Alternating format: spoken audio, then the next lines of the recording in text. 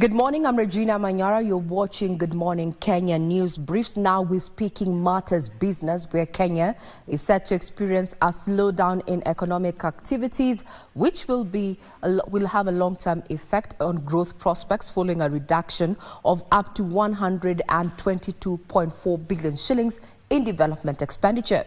Prime Cabinet Secretary Musalia Mudavadi has told the Budget Committee of the National Assembly that it's a delicate balance between the need to increase revenues and maintaining government operations at a bare minimum. Trevor Ngendo with the details. It is the first supplementary budget of the current financial year, coming just less than a month after the beginning of the new financial year. The National Treasury is proposing a reduction of 156.4 billion shillings across the three arms of government, constitutional commissions and independent offices. Key areas affected by budget cuts among them are roads, TVETs and electrification. 14.1 billion for roads projects, 14.6 billion for electrification, that is the last mile and public facilities, 6.5 billion for water and sanitation, 6.5 for police modernization, 3.3 billion for settlement of the landless, 3.1 billion for construction and equipping TVETs. Parliament is losing 3.7 billion Kenya shillings. And also the national government is losing. Every other person has to contribute to this deficit. Virtually everybody complaining of huge budget cuts. I have never seen this. It is unprecedented. It's a place, as a technical person at the National Treasury, I wouldn't like Kenya to be in. Some legislators questioned the rationale behind the budget cuts on what they term as key projects that will likely hurt the common citizens.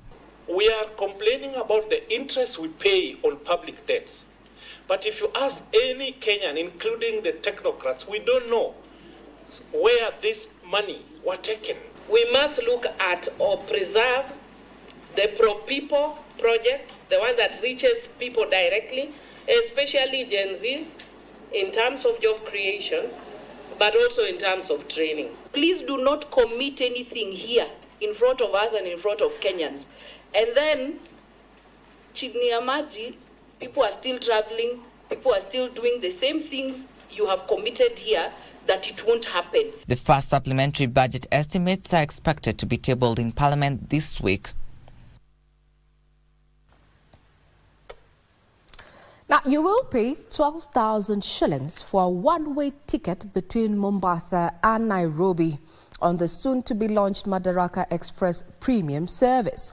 The Kenya Railways has officially received 4 coaches customized to offer the premium train service alongside 3 first-class and 11 upgraded economy coaches. Ann Boro with the details. Has for weeks been teasing about introduction of premium service on the Madaraka Express. Inside the premium coaches, one is welcomed with convertible, fully reclining seats providing ultimate relaxation and privacy, and innovative designs elements such as automated window shutters and rotating seats. All this premium comfort will come at a premium cost. One coach can carry a maximum of 28 passengers. You have the seat fully reclining to a flat bed. You also have automatic or contactless charging points for your mobile devices. You are also, looked after through an African or a Kenyan cuisine alongside your journey if you travel at night or during the day or in the morning. You are also offered a blanket and many other features. Kenya Railways is yet to decide on the dates the premium services will be launched, offering commuter 3 options comprising 1,500 shillings for the economy class, 4,500 for first class, and now 12,000 shillings for premium for a one-way ticket between Nairobi and Mombasa. For the first class, it will remain as is. For the economy class, it will remain as is, 1,500. And for the premium class, we are going to charge, if you are booking for one way, we're going to charge 12,000 Kenya shillings. But if you are booking go and return, we will charge 20,000 shillings. So it is an advantage for us when you book go and return.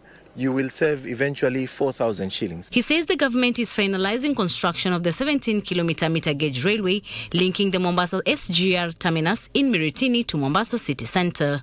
Here again in Mombasa, we have embarked in putting up 5 stations that when you land in Miritini and you are a resident of Changamwe East, you can quickly and seamlessly take another train and you go all the way to Changamwe East or Changamwe West or Shimanzi or Miritini or all the way to the Mombasa Central Station, what we refer to as Kilometer Zero, where the railway line started in this country.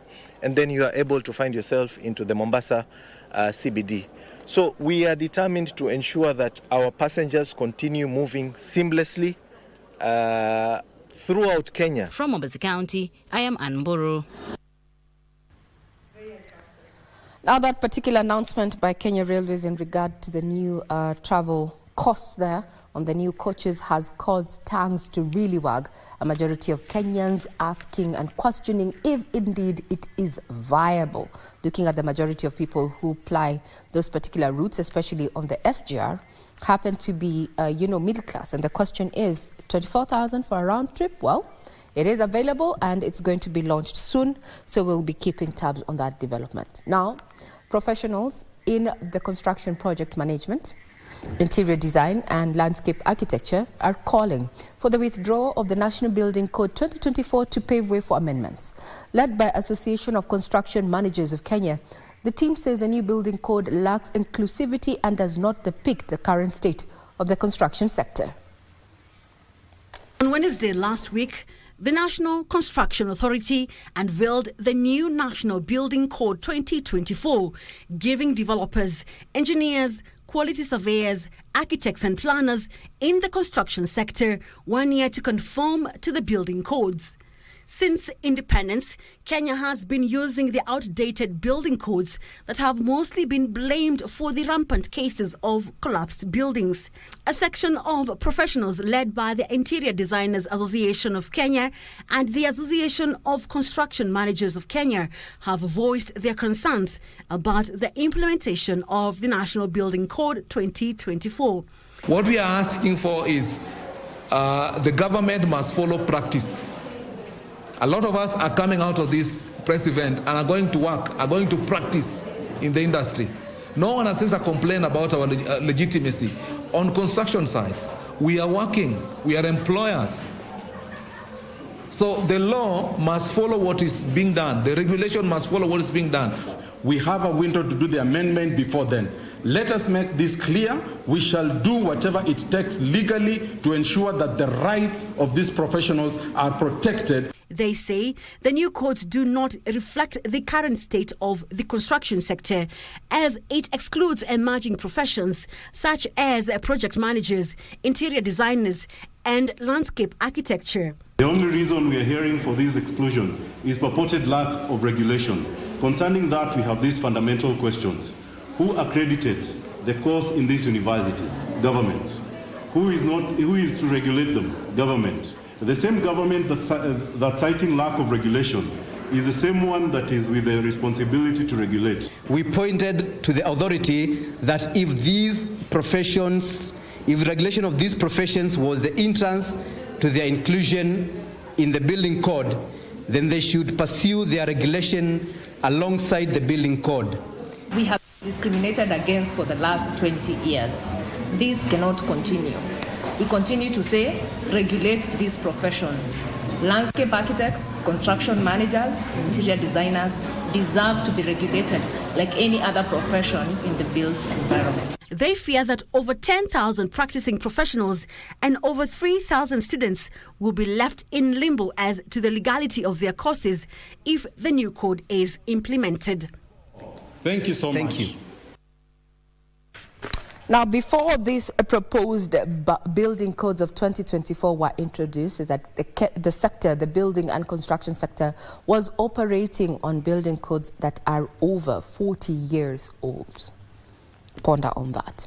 Now, activity at the Nairobi Securities Exchange recorded mixed tidings in April, May and June 2024, with the equity turnover increasing while the bonds turnover dipped. This is according to the latest Capital Markets Authority quarterly statistics bulletin for the second quarter of 2024 that indicates that equity turnover increased 48.9% while the bonds turnover decreased by 29.4%. Activity at the Nairobi Securities Exchange posted mixed performance during the period between April and June this year when compared to the previous 3 months. Equity turnover increased 48.91% to 28.39 billion shillings. However, the volume of shares traded decreased 0.65%, while the NSE All-Share Index dipped 3.18% to 109.49 points. In addition, the market capitalization decreased from 1.77 trillion shillings as at the end of March 2024 to 1.71 trillion shillings as at the end of June 2024. In the bonds market, the bonds turnover decreased by 29.37% from 458.2 billion shillings during the first 3 months of this year to 323.61 billion shillings during the quarter ending June 2024. But when drawing quarter-to-quarter comparisons, all indices at the Nairobi Securities Exchange grew. The NSE All-Share Index increased by 2.33% to 109.49 points, while equity turnover increased by 97.23% to 28.39 billion shillings. Now, the World Food Programme, in partnership with Equity Bank, have rolled out an initiative that seeks to enable World Food Programme county officers to link value chain actors in food and agriculture to financial literacy training and concessional financing access through Equity Bank subsidiaries. Nduta Mukami with the details. Access to finance is essential to sustain and improve the agricultural livelihoods that vulnerable rural communities rely upon. Strengthening their resilience to climate change has become urgent. Supporting small and medium-sized enterprises in rural areas in turn supports increased employment, income, and services to rural communities. To further this, the partnership between the World Food Programme and Equity Bank will see farmers in the Democratic Republic of Congo trained on access to financing. The agreement, signed by Dr. James Mwangi, Equity Group Holdings MD and CEO, and World Food Programme Executive Director Cindy McCain, purposes to provide training to marginalized communities by providing technical assistance to ready agri-processors and agripreneurs for impact investments offered through Equity Bank. In addition to affordable and accessible finance solutions, the two organizations also agreed to address farmer education with a focus on managing crops to be climate resilient and incorporate regenerative agriculture, crop rotation, and soil health. Part of the sensitization will cover how to manage finances to support the cyclical and often uncertain nature of agriculture production. The joint initiative will also provide farmers with a platform on how to mitigate food waste, crop spoilage, obtain market access, and with facilitation efforts to transport their goods to markets. Focus is on Paris Olympics, and Africa 100 meters record holder Ferdinand Omanyala and Malkia Strikers captain Triza Tuka will be Kenya's flag bearers in the ceremonial events this year. Now, Omanyala says it is an honor for him as he hopes to get a medal at this year's Olympic Games, where he will be making his second appearance since the Tokyo 2020. Now, the 2024 Paris Olympic Games will be televised live on KBC Channel 1.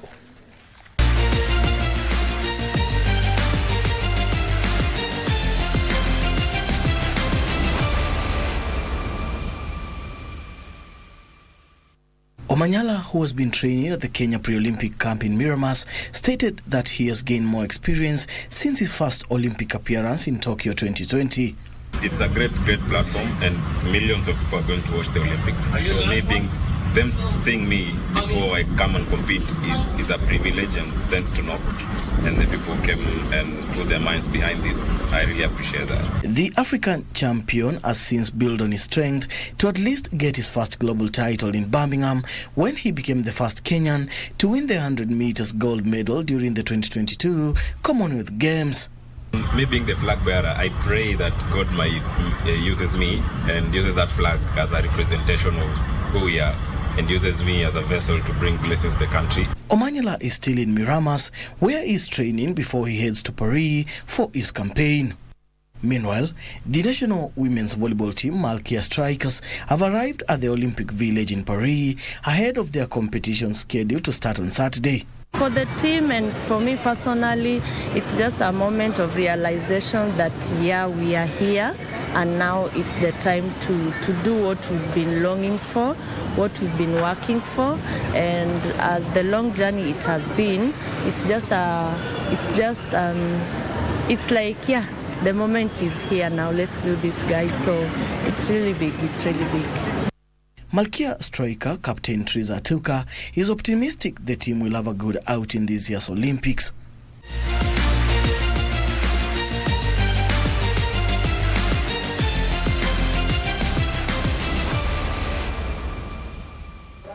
As you guessed right, that puts a cap on matters news this morning here on Good Morning Kenya on KBC Channel 1. Some of the trends that are making headlines, so to speak, is in regard to the cyanide that over several barrels are still missing, and the Ministry of Health, working in collaboration with the National Police, is urging all those who may have come into contact with this poisonous chemical to report to the nearest police station, as well as a makeshift office that has been set up in Rironi area there. And also some of the other trends we are looking at right now is what is happening at the Jomo Kenyatta International Airport and the roads that are leading to that particular area. And reports we are receiving as early as 6 o'clock is that those who had intended to travel out of the country via Jomo Kenyatta International Airport started making their way to the airport as early as 5 a.m., maybe either heeding to a call by KAA where they notified that those who are traveling need to get there on time to avoid missing their flights. We're going to be keeping tabs on that, and also you can be part of this conversation. Get us on our socials at KBC Channel 1. Give us your views. Tell us what is happening where it is that you are. Moment of Truth is one of the captured headlines this morning on our various dailies, and my colleagues are going to be sampling the dailies to just look at what journalists and scribes across the country have highlighted for you. And just also as a quick reminder is that tomorrow, according to the Kenya Editors Guild, as well as the Kenya Union of Journalists and the Media Council, is that the media itself is going to be taking to the streets to protest on matters of media safety and given the recent turn of events. We'll be keeping tabs on what is happening across the country as well as beyond, looking at the changing dynamics in as far as politics is concerned, especially in the United States. I'm Regina Manyara. I live in the capable hands of Victor, Vivian and Mike to take you through the rest of the programming. Do enjoy.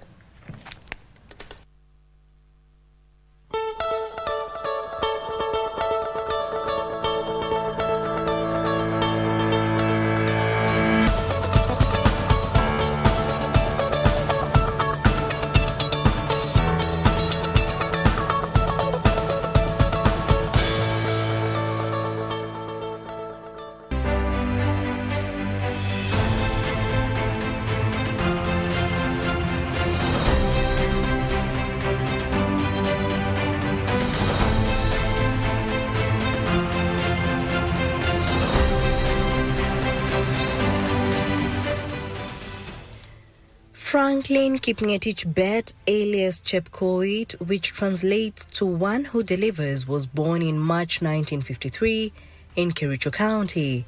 He was born in the tea-growing highlands west of the Rift Valley in a village called Kiptiriri in Cheborge location of what was then Kericho district. Bet was enrolled at Cheborge Primary School and later at Korongoi Primary School, from where he finished as the top student. He then studied 4 years at Tenwek High School in Bomet County and 2 years at Shimoletewa High School in Mombasa for his A-levels in 1974. He qualified to study for a Bachelor of Commerce degree at the University of Nairobi, graduating with honors. Upon graduating from high school and before he began his university studies, he founded Tebesonic Secondary School in Teborge and served briefly as its first head teacher.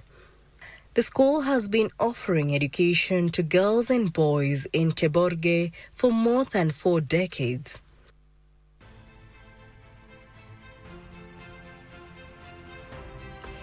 He was appointed Assistant Secretary in 1987, perhaps the first manifestation of the young Bet's potential and an opportunity to hone the managerial skills that would come in handy throughout his career. Later, Bet was appointed to head the supplies branch of the Ministry of Roads and Public Works. It may seem to have been the initial foundation for his future role heading the Roads Ministry. Bet was appointed Deputy State House Comptroller, then State House Comptroller in 1996 by then-President Daniel Arap Moi. The Comptroller of State House responsible for finance and administration, and until 2009, he also fulfilled the role of Private Secretary, handling the President's diary and presidential programs. His work at State House was followed by a stint as Permanent Secretary in the Ministry of Environmental Conservation, then a year and a half as Kenya's High Commissioner to Australia, his final civil service position before his entry into politics in 2002. Bet had joined the Liberal Democratic Party led by Raila Odinga when the marriage between LDP and the Mwai Kibaki-led National Alliance of Kenya was consummated. The political newbie was entrusted with the coordination of the alliance's activities in the South Rift and did well at it. The coalition's victory meant a victory for Bet as he was nominated by the new NAC government as a Member of Parliament in 2003 and elected to chair the Parliamentary Select Committee on Agriculture, Land and Natural Resources. His political career had begun with a nomination to Parliament, but Bet would run on an ODM ticket for Member of Parliament for Bureti constituency and won. Prior to his election, every Member of Parliament for Bureti since 1963 had been in Kano. Bet did not run for Parliament again, but it was during his single term that he wore another vital hat. In 2009, following the death of Minister for Roads Kipkalia Kones in a plane crash, Bet was appointed as the replacement. Bet made a final foray.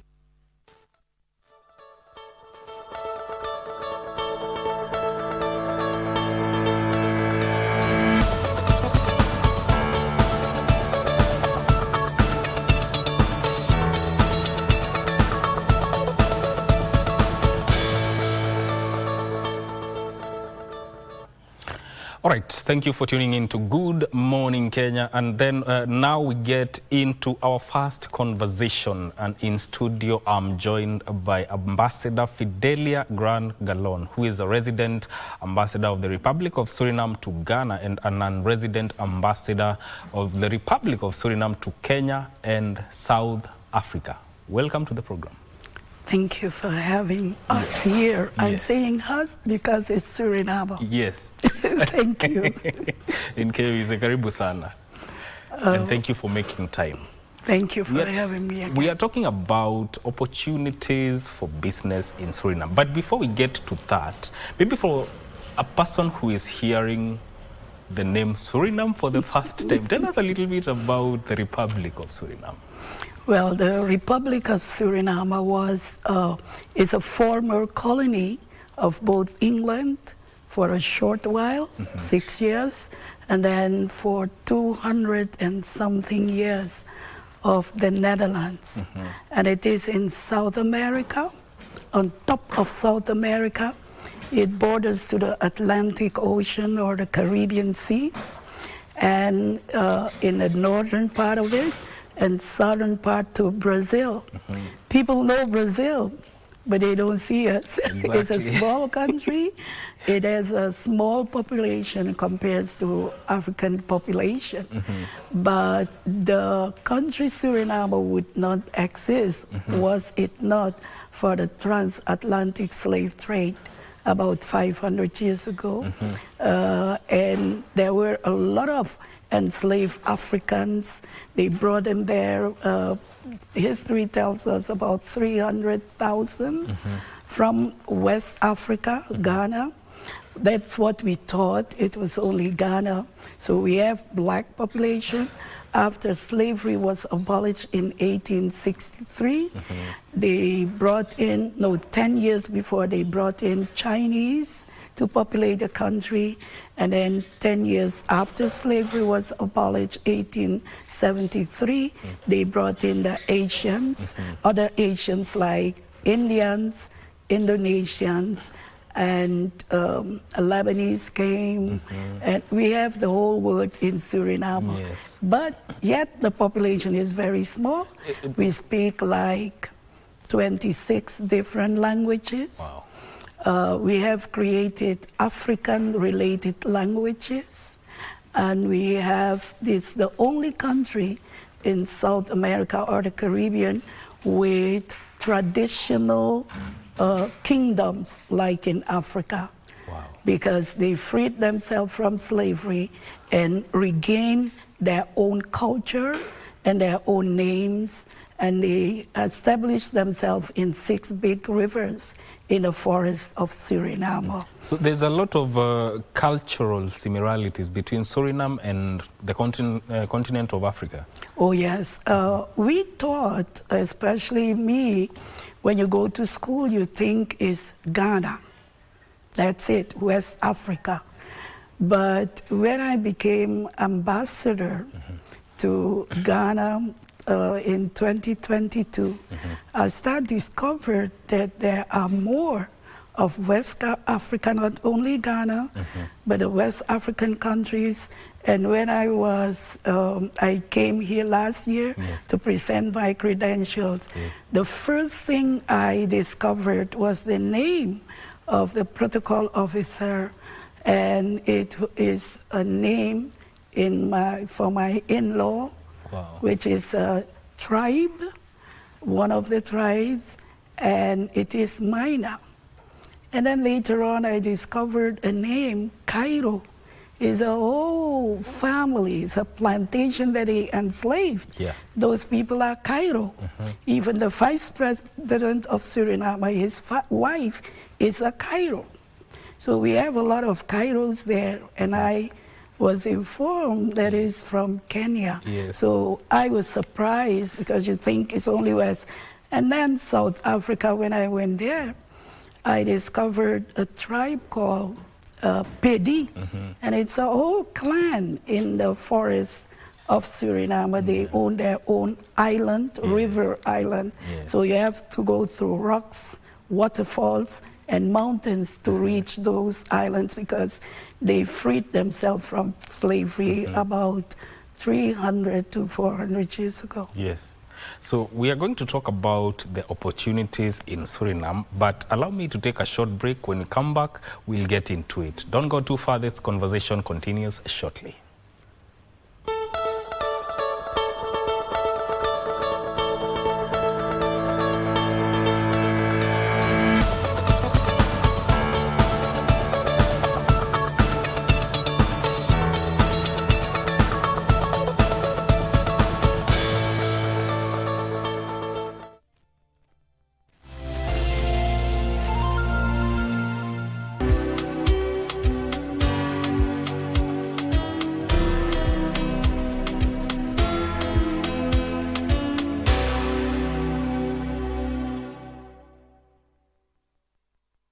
Are you looking for a brand-growing outdoor advertising with beautiful simplicity and an artistically inspired choice? Look no further. Our 40 years of credible reputation and experience will give you exceptional brand traction. Be honest, and I want you to tell me the truth right now. What did Dad tell Amparo that was so serious that it forced her to marry Reynaldo? Come on, tell me the truth. The doctor has told me that somebody's trying to poison you. That man, Dr. Forero, the one who was murdered, was he your friend? Malena met him a really long time ago. TikTok. Get your brand on the talk with City Clock. Hello. J&J is going places. Unajua nini babako anafanyanga kweli? Enlighten me, Christabel. Connie, what exactly did Kaikara say? When you're here, you're my eyes and ears. I'm working for your father, not you, Alice. Ronald, you really think you're untouchable, huh? If anything happens to me, Takungoa meno na nyundo. Ndio ujue. Toka hapa. Looks like you speak for Joel's family now. So what do they want? Don't threaten my mother again. Don't ever say I didn't try to save you. Mom, Georges, Mama amki. Auntie. Mama amki.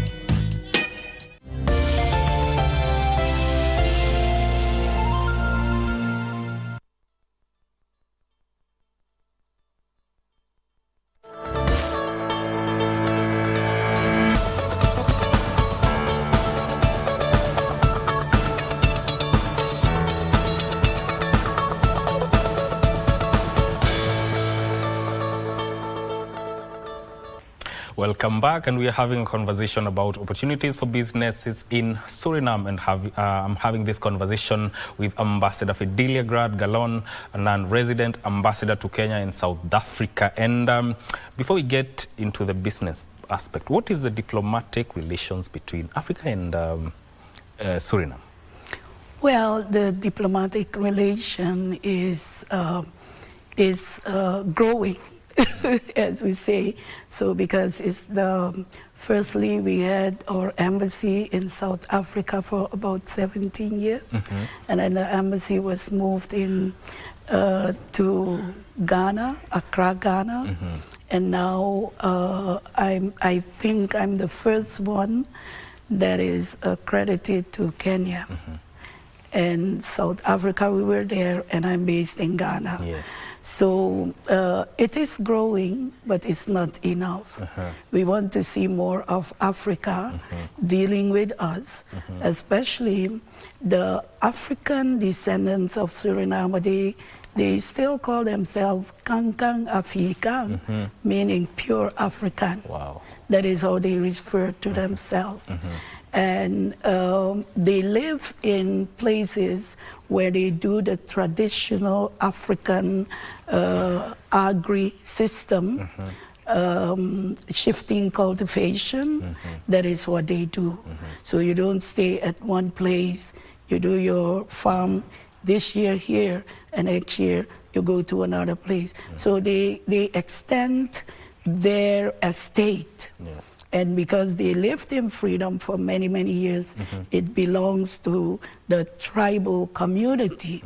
So the other thing that we have the indigenous peoples. So those who were there, the natives, they too are there with different ethnic tribes, so they are not one, so they have different languages too. And they are there for investment purposes, whatever you want to do in tourism, because they are the tourist destinations for the European, the Western people, Americans, even scientists are coming there to do their job. So we are looking for Africa to come diplomatically. This is one of my assignments, cultural exchange, tourism, entrepreneurship. Yeah, speaking of that, you know, Kenyans are investors now. Let's get into it. What are the opportunities in Suriname? Well, you know, when you hear about Kenya lately, you hear Kenya leadership talk about carbon emission, you know, that is what the world should go for, to live green as much as you can. They can invest in Suriname in that field. So there is a possibility there. And we recently are becoming one of the oil-producing countries in the Caribbean, apart from Trinidad and Tobago, Venezuela, and Guyana, English-speaking Guyana, in South America. We border to them, Suriname. And what happens, we had recently in May, we had investors conference, oil and gas, and then the local content. So, and you know, local content is for the people of the country. There are a lot of possibilities there for investment, even your tourist products and so, and ours, we can exchange, Yes. you know, in clothing and in music. So there's a lot of, sometimes people don't see it like investment, but you see culture, it is music, it is dancing, it is food. And if you look at the Western world, everybody has a KFC place in every country in the world is American investment.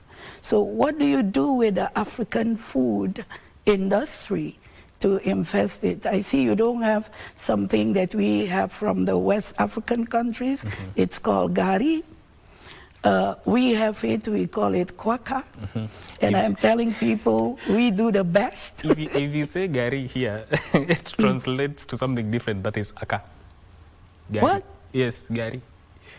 Yeah, that is Swahili for a car. A car? Yes, car, yeah. Wow. That's wonderful. Language is interesting. So we want to, and even in health programs, because the people in the hinterland of Suriname, they are far away from the coastline.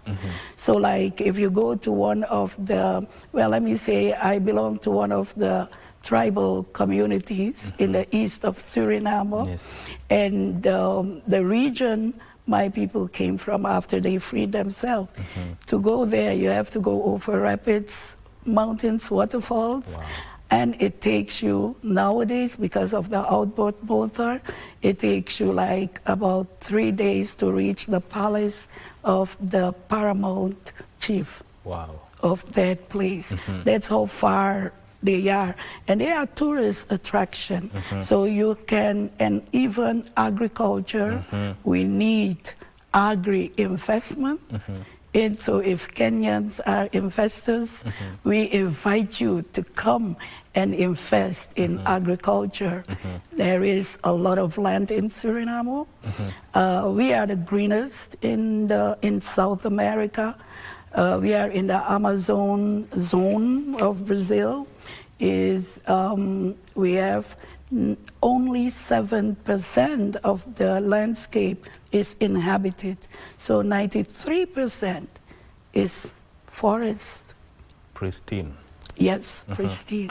So, speaking about agriculture, are there incentives that can attract foreign direct investment in that sector? Well, the Ministry of Agriculture and Husbandry, there are incentives for land, you know, and you can team up with other companies, agri-companies in Suriname. They make it easier for you. So when you team up with another company, you can have the access as the local companies have. And I believe that is a great incentive because most likely you need to belong to the country to have access to all the incentives that are there for them. We have a lot of Chinese companies in our country as we speak. There are mining opportunities. Actually, we I have wanted a to lot ask of what about mining, because we have a lot of gold, bauxite, everything, because we belong to the green belt of West Africa. So diamond is there, everything you can think of. And you are one of the top producers of bauxite in there. Bauxite, because our bauxite was the one they used to win the Second World War. That is one professor of America came to my country. I was working in the Ministry of Planning, and he told us, don't you know that you, Suriname, conquered for the rest of the world the war that was killing everybody, the Second World War, because the bauxite out of the little town I was born called Mungo or Mongo, that's the bauxite they used to make the airplanes that won the Second World War. That is Suriname, and still people don't know us. But we contribute, but I know why, because we speak Dutch. That's the official language. And the lingua franca, like you have the Swahili, is the language that the African created. We call it Sranantongo. It's mixed with English and African words. Like one African word that we use in that language, when you feel us, they say you're Jaja. So if I'm a Jaja woman, meaning I'm fearless. And I hear it comes from the Nigerian culture. The Yoruba, it was a king that was very fearless. They know the place he came from. And we use that. It's the same meaning. So there are a lot of words that we still have. So be Jaja and come and invest in Suriname. From what you're saying is like Suriname is the meeting point, or better put, a melting pot of culture that incorporates all parts of the world. Yes, and they speak all their languages. So the Indians, they still speak Hindi. So if you want to tell my president, I love you, you just say, Ham to ke chaila. Wow. So we have the roti, the food, the chutney, and the music is still pure. And if you want the Chinese food, they are very popular there. With chow mein is one of the most popular one. We have big restaurant, Korean restaurant, Japanese restaurant, but we now have Nigerian restaurants. Fufu. It's indigenous to the Africans living in Suriname because I love it the most. We do it the same like they do it in the same way they do it. Same way, the pot and turning it around and so. Wow. Let's talk about manufacturing. What types of manufacturing enterprises exist within Suriname, and what opportunities are there in that aspect? Well, we have companies for that are manufacturing. We used to do the manufacturing of the aluminum products, but it went down since Alcoa left Suriname. What we do manufacture, we are more in the craft industry, where we have a lot of products that we produce there, especially agri products. We have like how do you call it? The Dutch is coming up. Meal. Meal is more like the things you can make bread with and so on. That's what I call meal. So I have it in my mind, it will come. But I have to translate from Dutch to English. And the Dutch name comes. So we have those companies that are producing more in the sector of the, how do you call it again? We make a lot of products exporting to the European countries. So like the Netherlands, and so we have agri products. We have a lot of timber products, like if you want wood to build a house, we do a lot of that in Suriname. But we need more investors or we have those we are producing gold products, mostly owned by the Chinese community. So there is a lot of possibilities in whatever manufacturing sector you want to be. Suriname is open. Well, we are talking about all these investments, but how is taxation in Suriname? You mean VAT? Yes.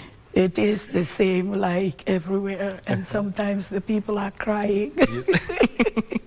Because even when people want to invest, the aspect of taxation plays a big role. I believe the government, diplomatically, when you want someone come and invest in your country, Yes. there are some things that you have to adapt to make sure that people feel safe and that they can make their money both for your country and the country they come from. The most likely, not the country, but the people of their country, because we need to be people focused, and especially the young people. Talk about, Suriname was ranked as among 190 countries with ease of doing business with. It was ranked at 162 in 19 from 165 in 2018. According to you, what occasioned this ranking? Well, I believe it's the oil industry that made us come a little bit better, but we can do better, and we will do better in the future. Yes. How would you say, so far, the diplomatic relations, how have they impacted trade between African countries and Suriname? Well, African countries and Suriname trade is not that promising. Why? Suriname is only 6 hours away by air from Africa, West Africa, Ghana. And but there is no transport by air or by sea with the Caribbean. So for trade, you need to set that straight and make it happen. So I would call on the African countries, companies that want to promote business between Africa and Suriname. We need transportation direct to Suriname. As for now, it does not exist. So I believe that is one of the reasons as well, because our transport system is focused on the United States of America and Europe, which is good. They know us, we know them, and even China is coming down, India is coming down. And the distance between Asia and the Caribbean is way far away. So I'm asking myself, why does Africa, so the trade towards us as Kenyans are investors, we can start with airfare transportation for goods and services, maybe for the transportation for people to come. Maybe you might look at the Caribbean, they say, oh, the population is too small, it's not profitable for airlines. But I think, how come it is profitable for the European companies and the American companies and not for the African companies So to do business and trade? So because during the transatlantic slave trade, the transportation was direct to the Caribbean. After, no more. So can't we make a move towards the transportation for trade and everything, even tourism?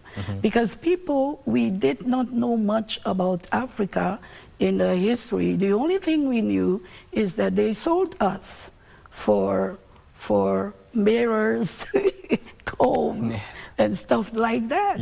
So what you think is like, oh my God, I don't want to be there because they don't want me, they left me alone, and so. And they even don't come because they have accredited ambassadors to Caribbean countries. It's just, I believe, only 3 countries have embassies, like Jamaica have some African embassies, and I know for sure Trinidad and Tobago. But for Suriname are only accredited ambassadors. Yes. So from what you said, what is the possibility or the importance of having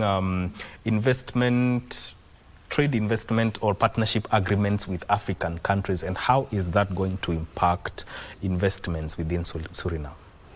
Well, you see, African products, like in the industry of clothing and fashion, it affects Suriname a lot.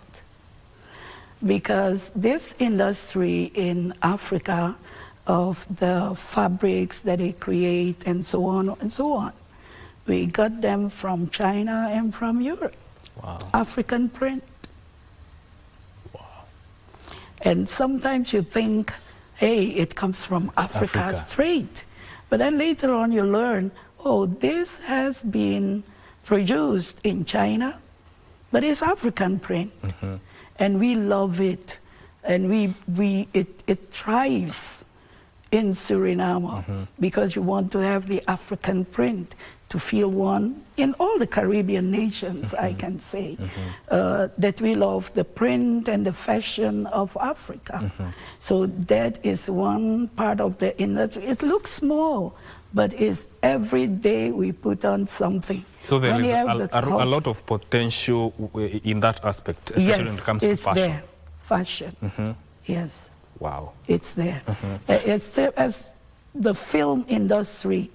We know a lot of African movie stars, Nollywood. Yes. It is like Suriname.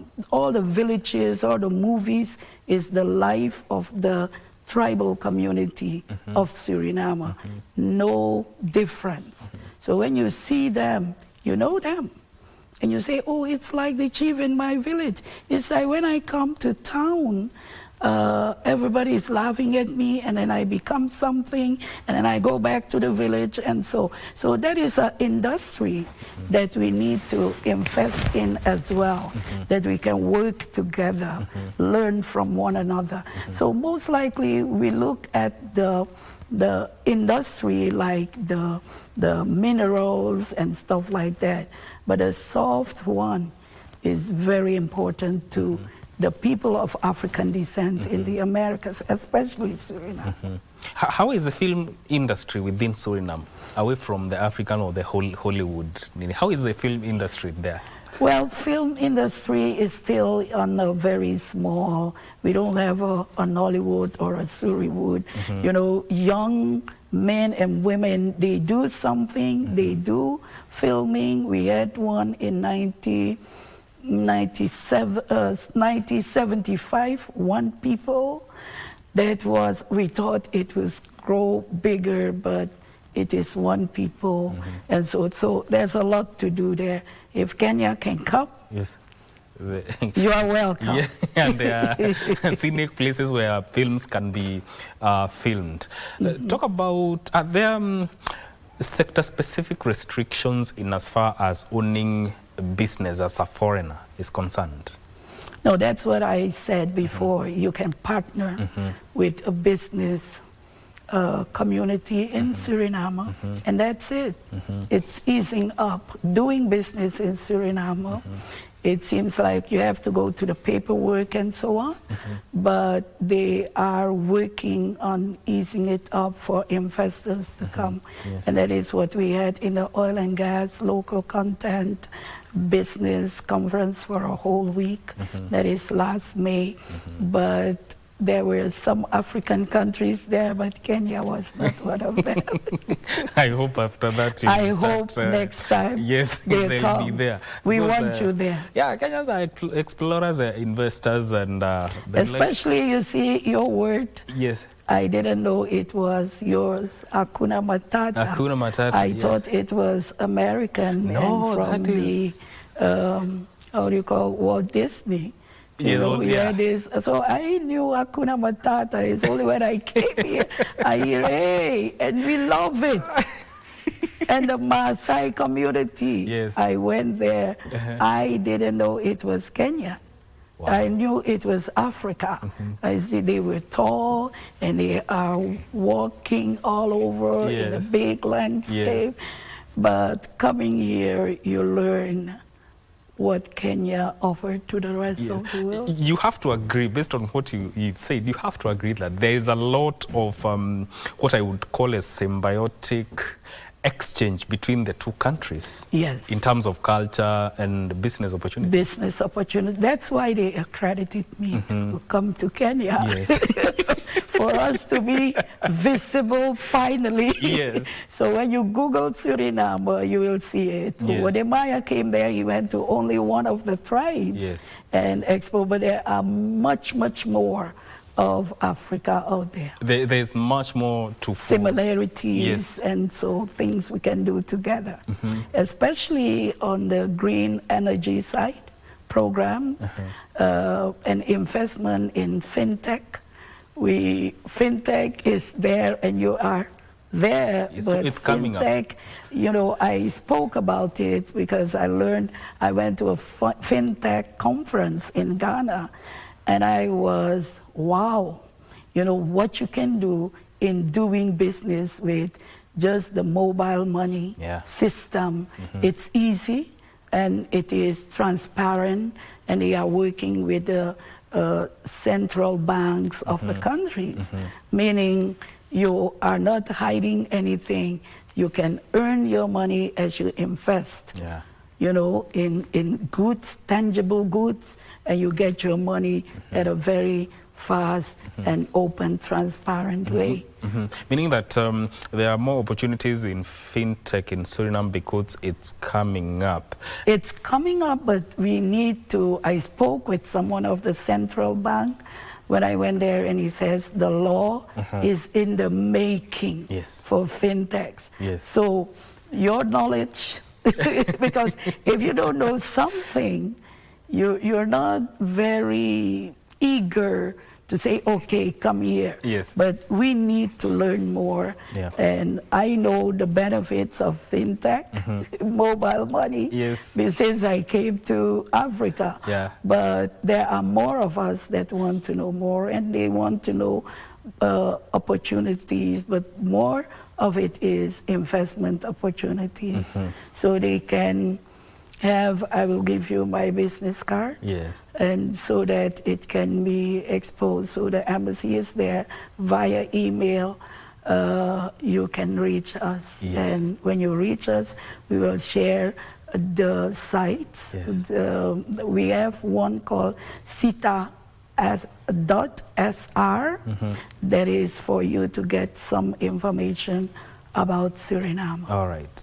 Now, as we close this conversation, why should Kenyans invest or visit Suriname? No, it's to take their rightful place as an African nation, to give leadership to their diaspora. So the diaspora of Africa is waiting and looking for Africans to come and invest. So Kenya, please, business people, in fashion, because I got some Maasai beads. I love the beads. You can start small and go big, and you can train people also. Education is an investment avenue too, and health is an investment avenue as well. Universities, let us work together. We have one Surinamese university and other universities from the Western world that have some, they establish themselves in Suriname as well.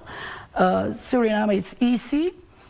We speak Dutch, but English, you can communicate with us in English, right? So please do come. There are avenues, they are open.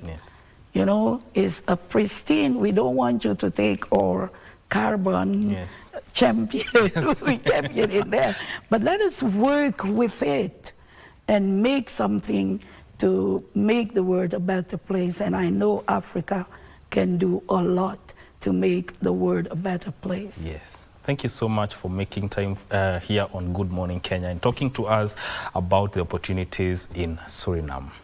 That is Ambassador Fidelia Grant Galon, who is a resident ambassador of Suriname to Ghana and a non-resident ambassador of Suriname to Kenya and South Africa. This is where we cap this conversation, but don't go too far. Good Morning Kenya continues shortly.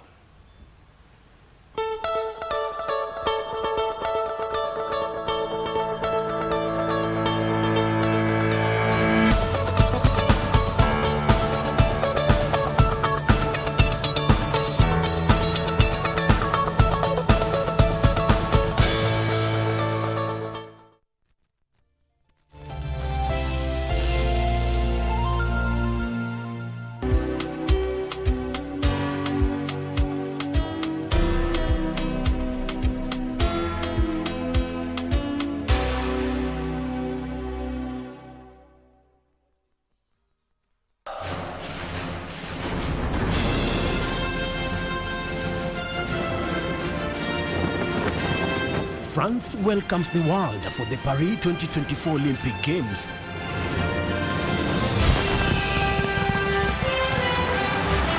In this edition, heroic Team Kenya is pushing boundaries as well.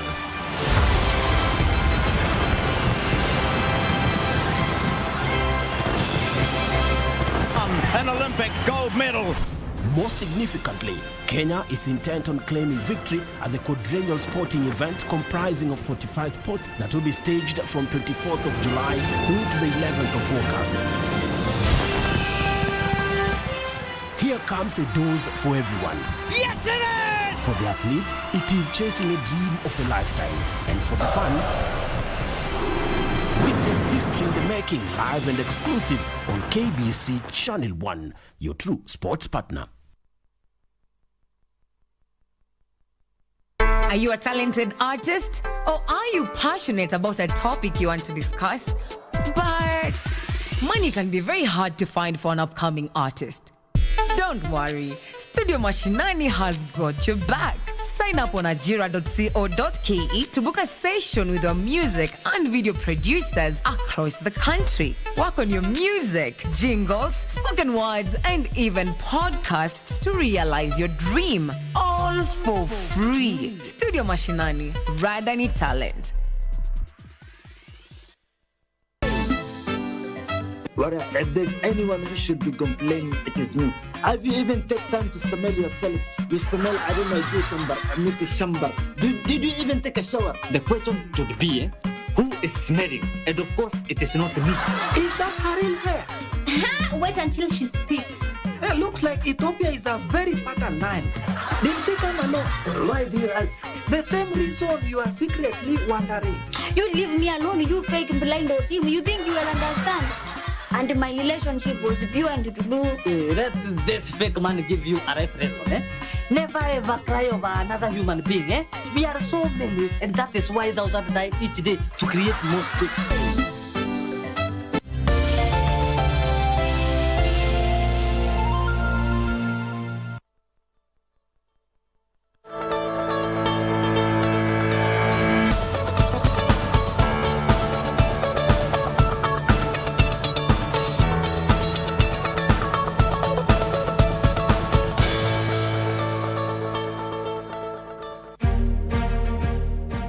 In the field of technology, artificial intelligence, commonly known as AI, has been hitting the headlines over the last years. The goal of artificial intelligence is to make machines to think like humans and perform human-like tasks.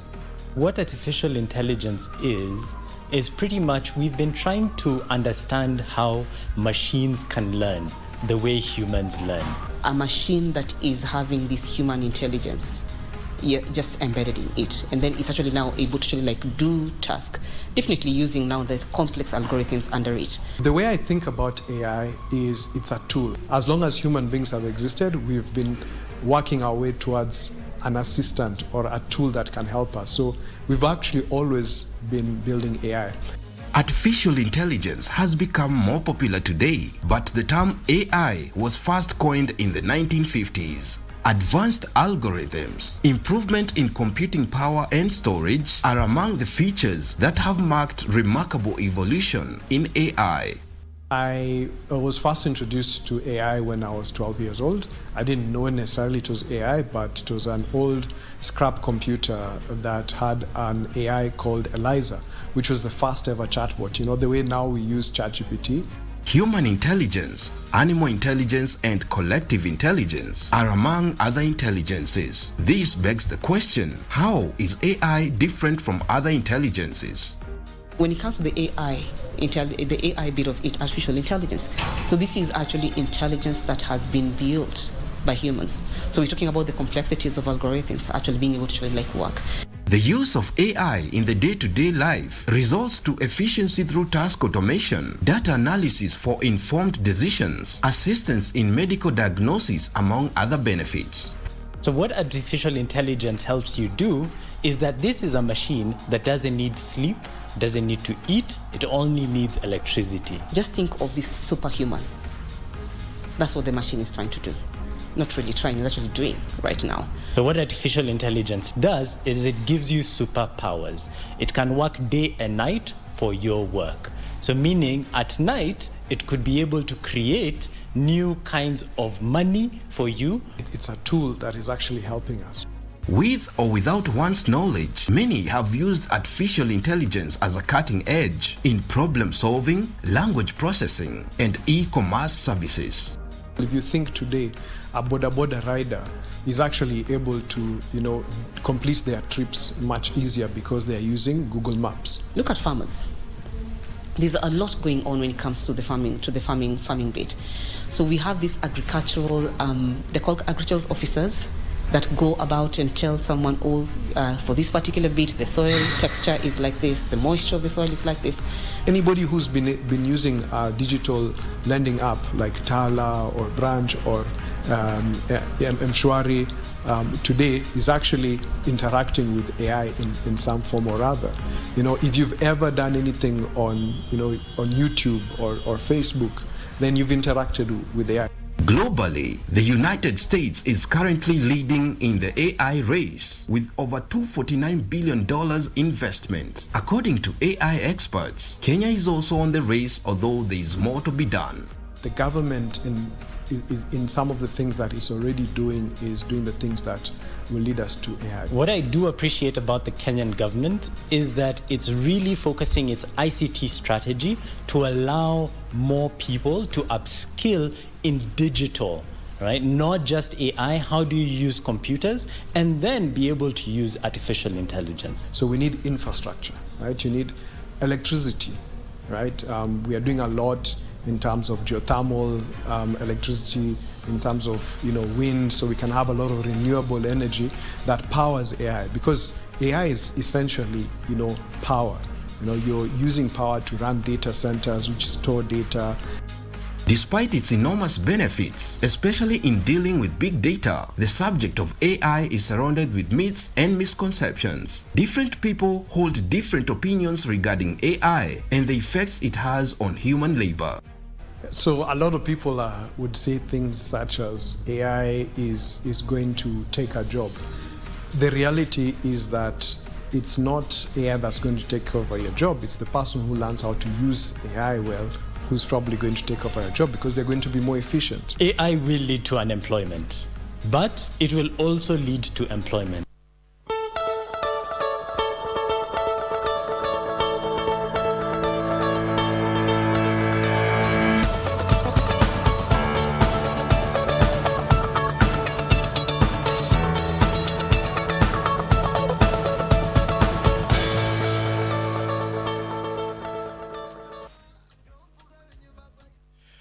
Naam, swadakta kabisa mtazamaji, mahali popote ulipo, ni saa 2:09 saa za kanda ya Afrika ya Mashariki. Ni wakati mwingine tena tunapokutana kwenye kipindi unachokienzi, kipindi ambacho kujia kwa hisani ya ushirikiano kati ya Radio Taifa na vile pia KBC Channel 1. Asante sana mwenzangu Mike Migwi kwa kuweza kunipokeza usukani upande wa pili, na bila shaka mtazamaji, ni wakati mwingine tena tunapokutana hewani katika kipindi hiki ambacho nimekwambia ni kipindi unakisikiza na kukitazama kwa njia mbili, moja ikiwa ni njia ya redio na ya pili ni njia ya runinga. Mtazamaji, ni mengi ambayo tunataka kuyazungumza, lakini tunataka tuzungumzie kuhusiana na mhemko wa maandamano ambayo yamekuwa yakipangwa na vijana wa Generational Z ama Gen Z. Bunge la kitaifa vile pia kumbuka linarejelea vikao vyake hii leo baada ya mapumziko ya wiki 3, na kuna mengi tu sana, ikiwamo pamoja kutathmini na kuwasahili wale watu 11 walioteuliwa rais kuhudumu katika baraza la mawaziri, na vile pia kumbuka mchakato mzima wa kuunda jopo litakaloteua makamishna wa tume huru ya uchaguzi na mipaka katika muda wa siku 90 zijazo. Kando na hayo mtazamaji, Rais Daktari William Ruto wiki jana alipendekeza majina 11 wa Kenya ambao wanatarajiwa kuwa miongoni mwa baraza lake la mawaziri. Vile pia rais alisema atatangaza wale watakaosalia katika muda wa wiki moja hivi. Kumbuka rais alisema serikali itajumuisha pande zote za uongozi viongozi. Bila shaka kumekuwa na hisia mseto, mtazamaji, kuhusu swala la mawaziri, pendekezo ambalo limeibua mhemko kote nchini kutoka kwa mashirika ya kijamii, vijana, wanasiasa na vile pia makundi ya kanisa. Mtazamaji, hii leo kwenye Zinga na Good Morning Kenya tunajiuliza mwelekeni upi kwa taifa hili huku migogoro kadha ikiweza kushuhudiwa. Studioni ninao wageni wawili, ndugu Fred Muka ambaye ni mwanaharakati wa kisiasa. Karibu sana Fred katika studio zetu. Nashukuru sana, karibu. Na vile pia tutakuwa naye katika muda usomeza punje Bi Esther Waringa ambaye ni rais wa shirika la Public Service Governance. Mtazamaji, lakini bila kupoteza nukta sekunde wala dakika, labda nirudi kwako ndugu Muka. Rais William Ruto anasema ni wakati mwafaka wa kumaliza migogoro ya kisiasa ambayo imeonekana katika taifa hili katika kipindi cha mwezi mmoja uliopita. Je, rais alisema tosha, yani enough is enough. Je, unaona kwamba serikali ya Rais William Ruto imeweka mikakati kumalizana na migogoro hii? Sielewi mwanzo mgogoro wa maanisha maandamano au vipi?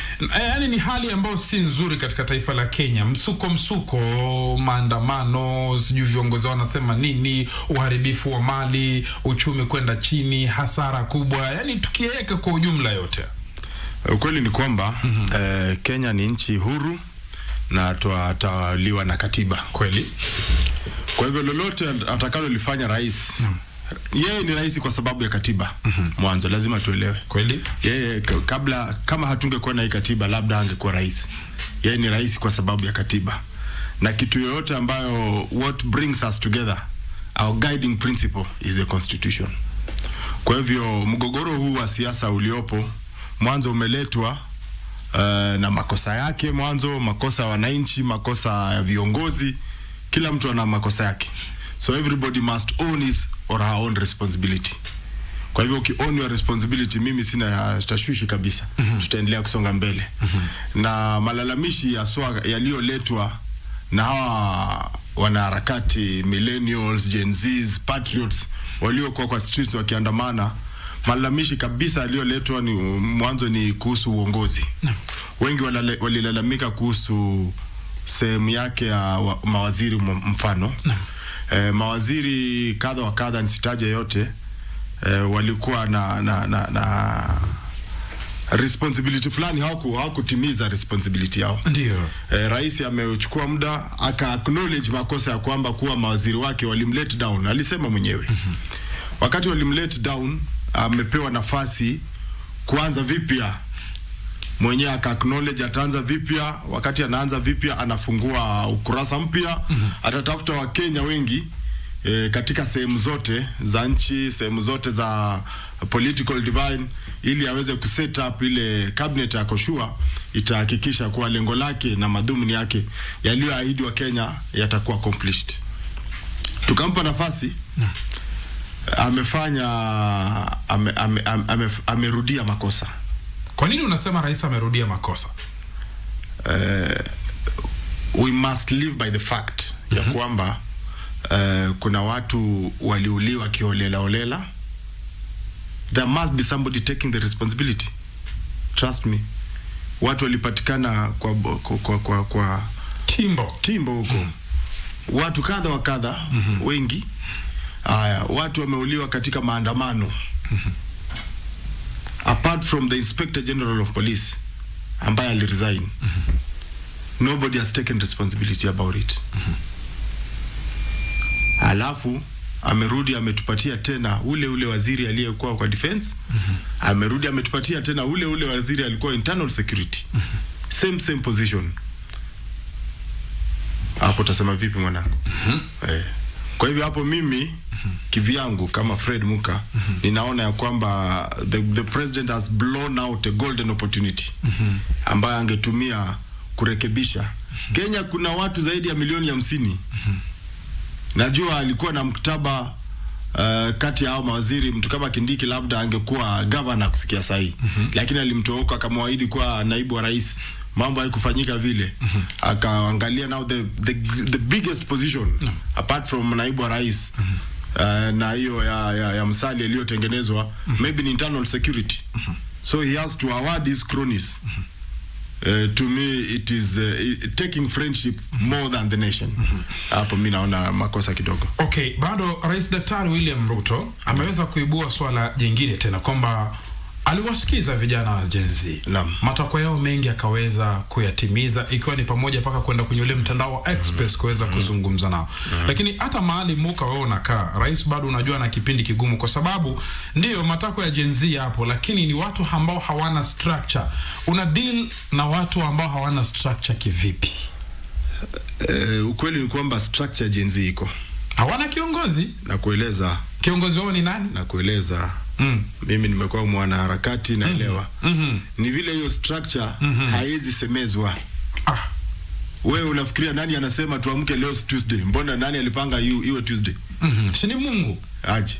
Nani alipanga ili iwe Thursday? Nani alipanga sana? Ipo structure ipo. Where is the structure? Now the structure it is not well communicated. It is not put in the public domain. Why? For security reasons. Which security reasons? Sababu mwanzo wakati kulikuwa na maandamano, wakati historia ya Kenya technically wakati kuna vurugu huwa yule kiongozi waitwa. Wakati akishaitwa anaelezwa, anakomesha maandamano, ili hali wale waliokuwa wanapigana nao, kwa hiyo liberation struggle wanabaki wamedua.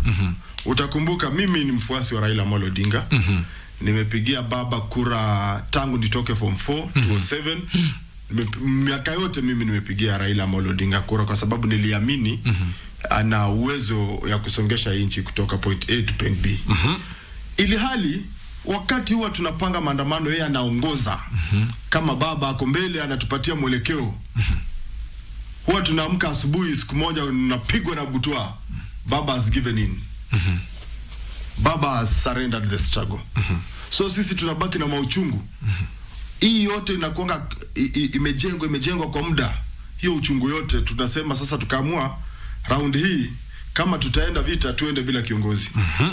Ndio maana tumeweza kusukuma, fruits zimepatikana. Not an individual has benefited out of this, but the entire nation has benefited. Okay. The finance bill kusimama kwa finance bill imesaidia wewe, imesaidia askari, imesaidia nchi yote kwa jumla. Yes. Wacha nikubaliane na wewe. Umesema na kauli yako mwenyewe kupitia vuguvugu la vijana wa Gen Z matunda yameweza kuonekana. Sasa kama matunda yameweza kuonekana, mbona tusikae tukayala? Matunda yameweza kuonekana lakini bado. The clarion call ya haya matunda, clarion call. Najua niko katika TV. Ndio. Lakini clarion call ukikumbuka kabisa ikianza kulikuwa na hashtag, alama ya reli, hashtag. Hiyo hashtag. Hashtag gani? Hebu iregelee. Waijua? Sijui. Occupy parliament. There was a hashtag. Ruto must go. Aende wapi na ni rais na wewe mwenyewe umesema amewekwa pale na katiba. Yes. That was the hashtag. Either going does not necessarily mean he surrenders the presidency. He must go ahead and change the republic the way we believe he should be. He must go ahead na kutoa the rotten face we have in the Republic of Kenya. Ndio. Wewe unajua Elgeyo Marakwet? Sijui ushaitembea Elgeyo Marakwet. Nakujua. Elgeyo Marakwet utakubaliana na mimi kuwa ni county maskini kidogo. Kweli. Elgeyo Marakwet bado wanapigana na vita za FGM. Elgeyo Marakwet hata ukiangalia historia ya Murkomen akate na kueleza kwa TBT, utajua Elgeyo Marakwet kweli si watu wamefika bado. They're still struggling, they're still fighting to be there. How ni watu, people struggle even to put food on the table. Then Elgeyo Marakwet produces a son. Mwangaza wa Elgeyo Marakwet. Anakuja anakuwa seneta. Alianza na hivi TV show kama mimi hivi na wewe. Hapo ndio venye Murkomen alianza. Sijui kama wakumbuka. Vizuri sana. Hivi mchanganuzi. Mchanganuzi msafi kabisa. Mwenyezi Mungu akampa neema, akakuwa seneta. Akatoka kuwa seneta, akakuja akakuwa waziri. Kweli. Na anajua alikotoka. Then he comes on a TV interview, floats how he has a watch worth 900,000. Yeye ni waziri. Hapo wananchi watafurahi ama watakasirika? Watafurahi. Saa 900,000 my friend. Si pesa zake. Pesa zake vipi? Miaka 2. amekuwa waziri miaka 2. Mali aliyounda miaka 2 wewe Luka hailingani na mali aliyounda miaka 10 akiwa seneta. Wewe Luka, ni nani anakuzuia kutumia pesa kununua kitu cha thamani unachokitaka wewe mwenyewe? Nani anakuzuia? No. Hata naibu wa rais alisema kwamba hata wananchi tunavyowatawala tusiwatapikie. Nyinyi mnasema kwamba okay, Murkomen amenunua saa ya shilingi 900,000 katika muda wa miaka 2 amekuwa waziri. Mnasahau kwamba huyu mtu ana kampuni zake za uwakili, huyu mtu amekuwa seneta mara 2, labda mwenyewe alijiwekea pesa yake. Hiyo muda yote angenunua saa wakati alikuwa seneta. Asia amenunua. Wajua kununua kitu ni wakati mwafaka ufike. Si kwamba mbona wewe saa hizi ununue Lexus. Kama ile gari ya rais, mbona ununue size? Kumaanisha wakati wako hujafika. Hujafika. Anyway, mtazamaji, vile pia ndani ya studio tunajiunga naye Bi Esther Waringa ambaye ni rais wa shirika la Public Service Governance. Karibu sana Bi Esther. Shukrani sana ndugu yangu, na ninaomba msamaha kwa sababu tuko na mambo mengi ya kujenga nchi. Ndio nikafika a few minutes late, naomba msamaha. Hakuna shida. Lakini Wakenya tuwasalimia asubuhi ya leo na tuko tayari kupatiana mwelekeo katika Jamhuri ya Kenya. Asante. Tulikuwa tumeanza hapa na ndugu yangu Luka. Hatujafika kumradhi Muka, na hatujafika mbali sana bwana Fred Muka. Tulikuwa tunagusia mawili matatu, lakini kwa vile pia umejiunga nasi, karibu sana Bi Esther. Bi Esther, nilikuwa najaribu kumuuliza Muka Fred kwamba vijana wa Gen Z kuna matakwa mengi sana ambao waliyatoa, ikiwemo kuandamana, na rais akaweza kuwasikiliza, akavunja baraza la mawaziri. Vile pia rais akaweza kutupilia mbali ule mswada wa kifedha wa mwaka wa 2024, na vile pia akaweza kupunguza matumizi kadha wa kadha katika serikalini, na kuweza kuvunja pia baadhi ya mashirika ya serikali, angalau katika kimombo wanasema cut cost. Lakini bado kuna mambo mengi yanafanyika. Wengi wanajiuliza shida iko wapi? Kwa sababu rais amewasikiza, lakini bado mna msukumo ukutani. Tungependa kusema ya kwamba rais amejaribu, amefanya mambo kadhaa yale ambayo mengine umeyataja, lakini pia asiwe anatuambia nitavuja bunge la mawaziri halafu anaturudishia wale tu. Pia asiseme nitaondoa serikalini watu ambao wametimiza miaka 60 na bado anawarudisha yeye mwenyewe. Pia asiseme hatutapatiana pesa tena kwa makanisa tukiwa viongozi ama political influence church development, halafu yeye mwenyewe tu anaenda Sunday anapatiana check. Unaona, those are some of the things that the head of state anapaswa aangalie, manake Gen Z walikasilika, especially the reason why they are today on the streets ni kwa sababu rais alisema we are bringing totally new face katika baraza la mawaziri. Lakini aliposema hivyo tuliona nini? 6 out of those who were sent home are back. Kwa sababu ya nini? Kwa sababu ya political rewarding. Na ndio tunasema Gen Z walisema tafadhali run away from bringing us politicians to be cabinet ministers. Tunataka professionals who have merit, capacity to deliver, who are competent to be cabinet ministers. Lakini ukituletea wale tu baadhi ya wamo ni wanasiasa ambao bado unataka kuwapatia ama kuwaridhisha ama exercise political rewarding, ndio Gen Z wakakasirika. Na pia rais asikasirike sana. Unajua alisema nyinyi you know that finger pointing and that getting out of his peace, chest thumping sio mzuri, kwa sababu Gen Z wakasema ndio sasa hivyo basi tutaenda Jomo Kenyatta International Airport na tuseme cross services. So kwa hivyo rais angekuwa kama mzazi. Waona vile mzazi anachunga watoto wake, saa ingine hutaki mvurutano sana na watoto, unataka kusimama kama mzazi, very firm yet very accommodative. Kwa hivyo rais ni lazima a stand firm but very accommodative to Gen Zs. There is a way you can address the issues. You cannot compete head of state na Gen Zs. A head of state is very superior. Although still Gen Zs are the owners of the country. Ndio tunasema hapa ni lazima tukue na balance. Rais aache kukasilika, achukue Gen Z kama ni watoto wake na awatunze vile. Na pia anaposema maneno ayatimize yeye mwenyewe. Asituambie nitafanya 1 2 3 4 5 na yeye mwenyewe tu akuje avuje hiyo sheria. Akisema everybody beyond 60 home That is it. Akisema sitarudisha politicians katika baraza la mawaziri ikue, that is it. Akisema hatupeani tena pesa kwa kanisa, asikuwe ni yeye mwenyewe anaenda na kufurahisha watu na kuanza hiyo maneno. I think nilikuwa najibu swali lako. Shida iko wapi? Shida iko kukataa kutimiza yale ambayo aliahidi Gen Z atafanya. Asante Bi Esther, umezungumza vizuri na maoni yako na heshimu kwa sababu wewe ni Mkenya na una haki ya kuweza kutoa maoni yako. Lakini kuna swala moja, umetoa mfano mzuri wa rais kuwa kama mzazi na ni kweli rais amekuwa kama mzazi, ameweza kusikiza na pia vile pia ameweza kuwaita hawa vijana mara nyingi sana, njooni, lakini vijana bado hawataki kuja. Alafu swala hili la kwamba rais ameregesha nyuso ambazo zilikuwa katika baraza la mawaziri. Okay, let's say hiyo ni first step. Lakini hawa mpaka wapitie bunge.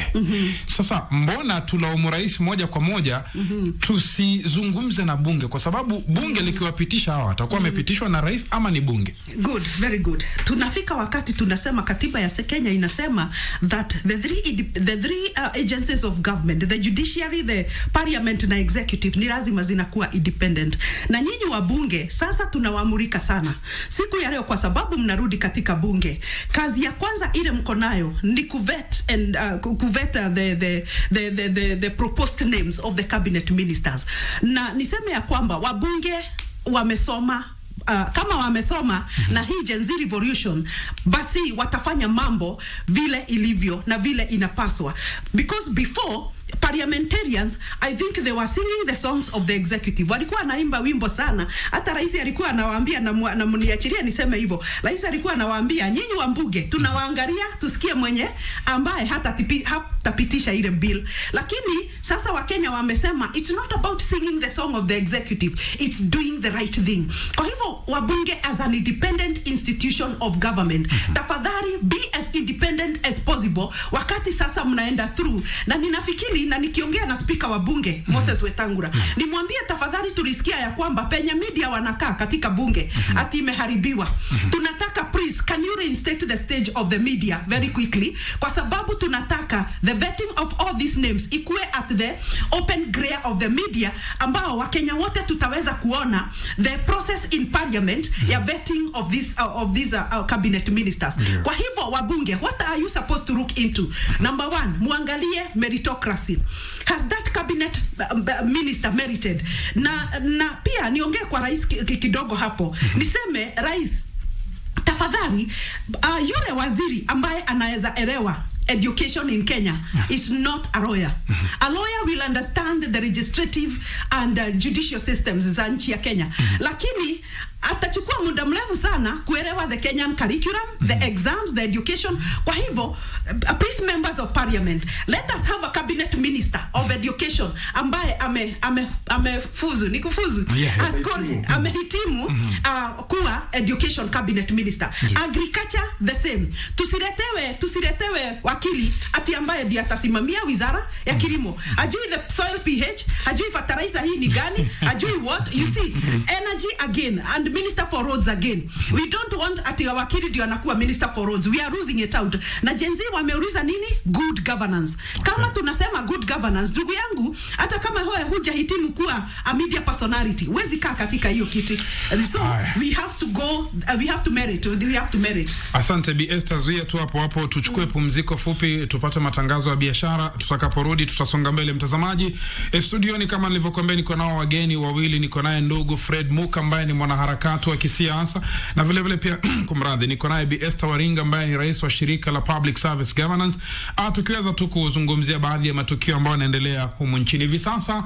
Ni 2:30, tunachukua pumziko fupi mtazamaji, halafu tutakaporudi tutasonga mbele. Tunachukua pumziko fupi upande wa runinga na vile pia upande wa redio.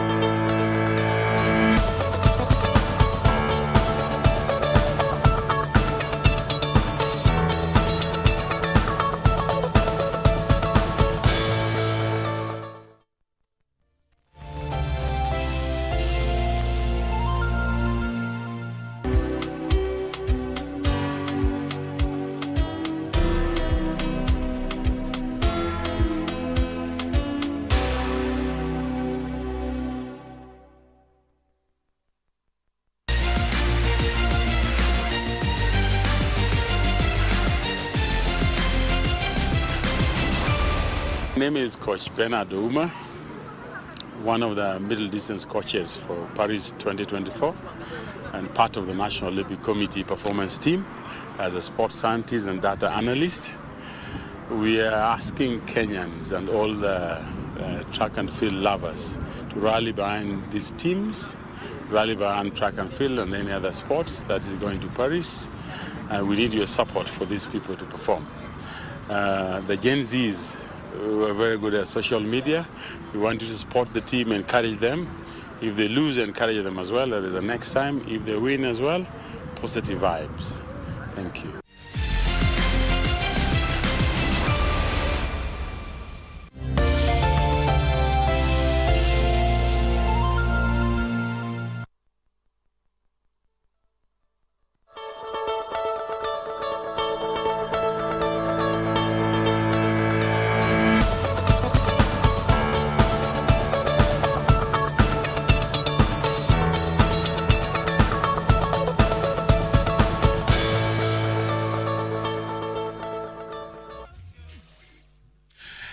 Naam, asante sana mwenzangu Ben Kamoto upande wa pili mtazamaji, ikiwa ni 28 dakika zimesalia kuweza kutimia saa 3. Hii ni KBC Radio Taifa, sauti ya Mkenya, mpango mzima wa Zinga, upande wa pili nikiwa naye mwenzangu Dora Manya, na vile vile pia kipindi Good Morning Kenya upande wa pili wa runinga nikiwa naye Vivian, na vile vile pia nikiwa naye Mike, na vile vile pia Victor Olo. Karibu sana mtazamaji, tunazungumzia swala la kitaifa na studioni niko na wageni Bi Esther Waringa, na vile vile pia ni ndugu Fred Moka. Fred, nikirudi kwako kumekuwa na orodha ya mashirika ambayo yamewekwa wazi kwamba majina 16 mashirika yasiyo ya kiserikali ambayo yaliwasilishwa kwa idara ya DCI kwa uchunguzi kuhusiana na tuhuma za kuweza kufadhili maandamano.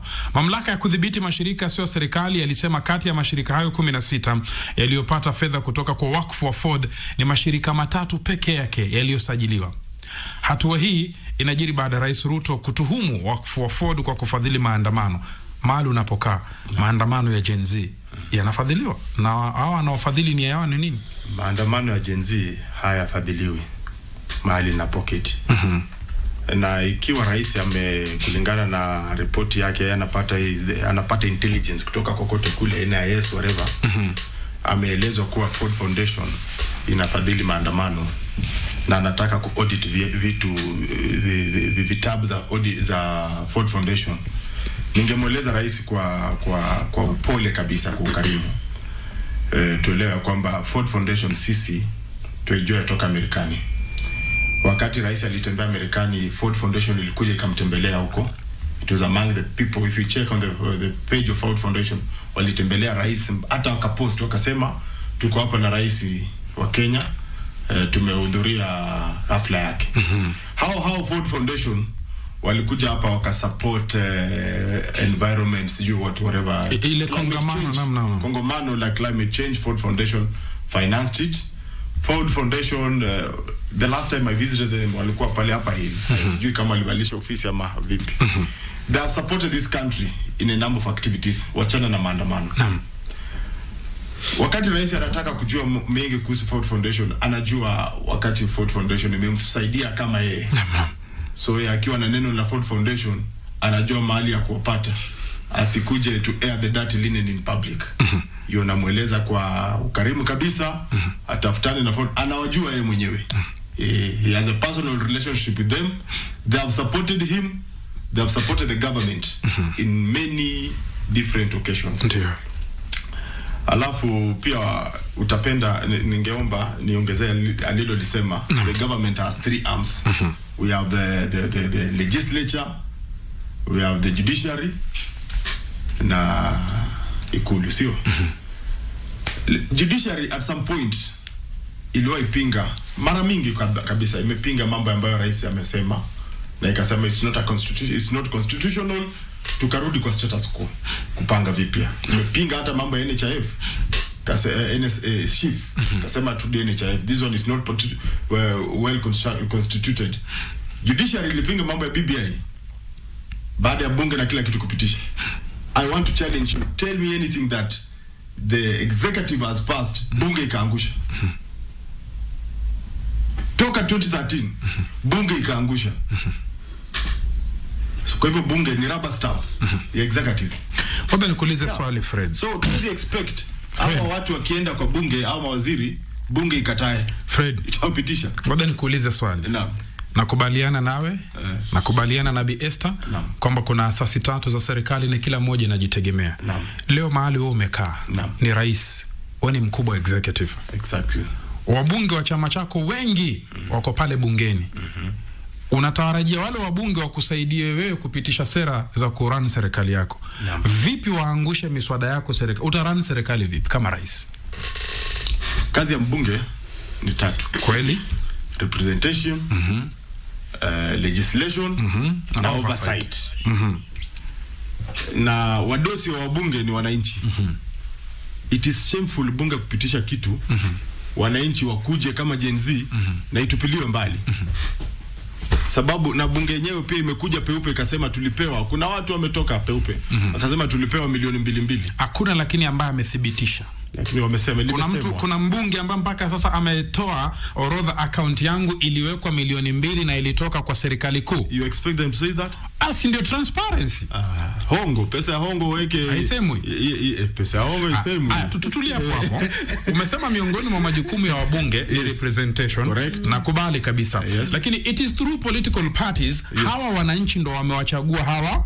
Ndio wako independence katiba inasema, lakini ukiangalia viongozi ambao wamechaguliwa independence ni kidogo kuliko wale ambao wamechaguliwa na vyama vya kisiasa. Sasa hapo unasema the same bunge kuna watu wa ODM, kuna watu wa UDA. Kweli? Na unasema watu wanapiga kulingana na political stand. Maneno yako mwenyewe. Kweli? Hao watu wa ODM waliopiga yes hao wasema vipi sasa? Walitoka ODM wakajiunga na serikali. Mbunge wa Matungu, mjomba yangu, alipiga yes. Tukakuwa na tussle, tumegombana hata naye 1 on 1. Ndio. Mbunge wa Shinyali, mbunge wa Ikolomani, hao ni watu wa ODM. Watu walipiga yes. Ndio nasema na yes ilikuwa mambo ya UDA. Tunasema tunaishi katika hili taifa. Tunajua kwamba baada ya Rais Daktari William Ruto kuna mtu ya UDA alipiga no. Baada ya Rais Daktari William Ruto kuingia mamlakani, sote tuna macho. Tuliona kwamba baadhi ya viongozi ama wabunge, maseneta, magavana waliokuwa mrengo wa Azimio walitoka wakaenda serikali wakasema wanataka kufanya kazi na serikali. Kwa hiyo si jambo la lakini tuache hapo. Nirudi kwako Bi Esther. Wabunge wa bunge la kitaifa ambao wamerejelea vikao vyao baada ya mapumziko kuanzia leo Jumanne wana ajenda kuu ikiwa ni pamoja kwanza kuangazia ule mswada wa fedha uliokataliwa.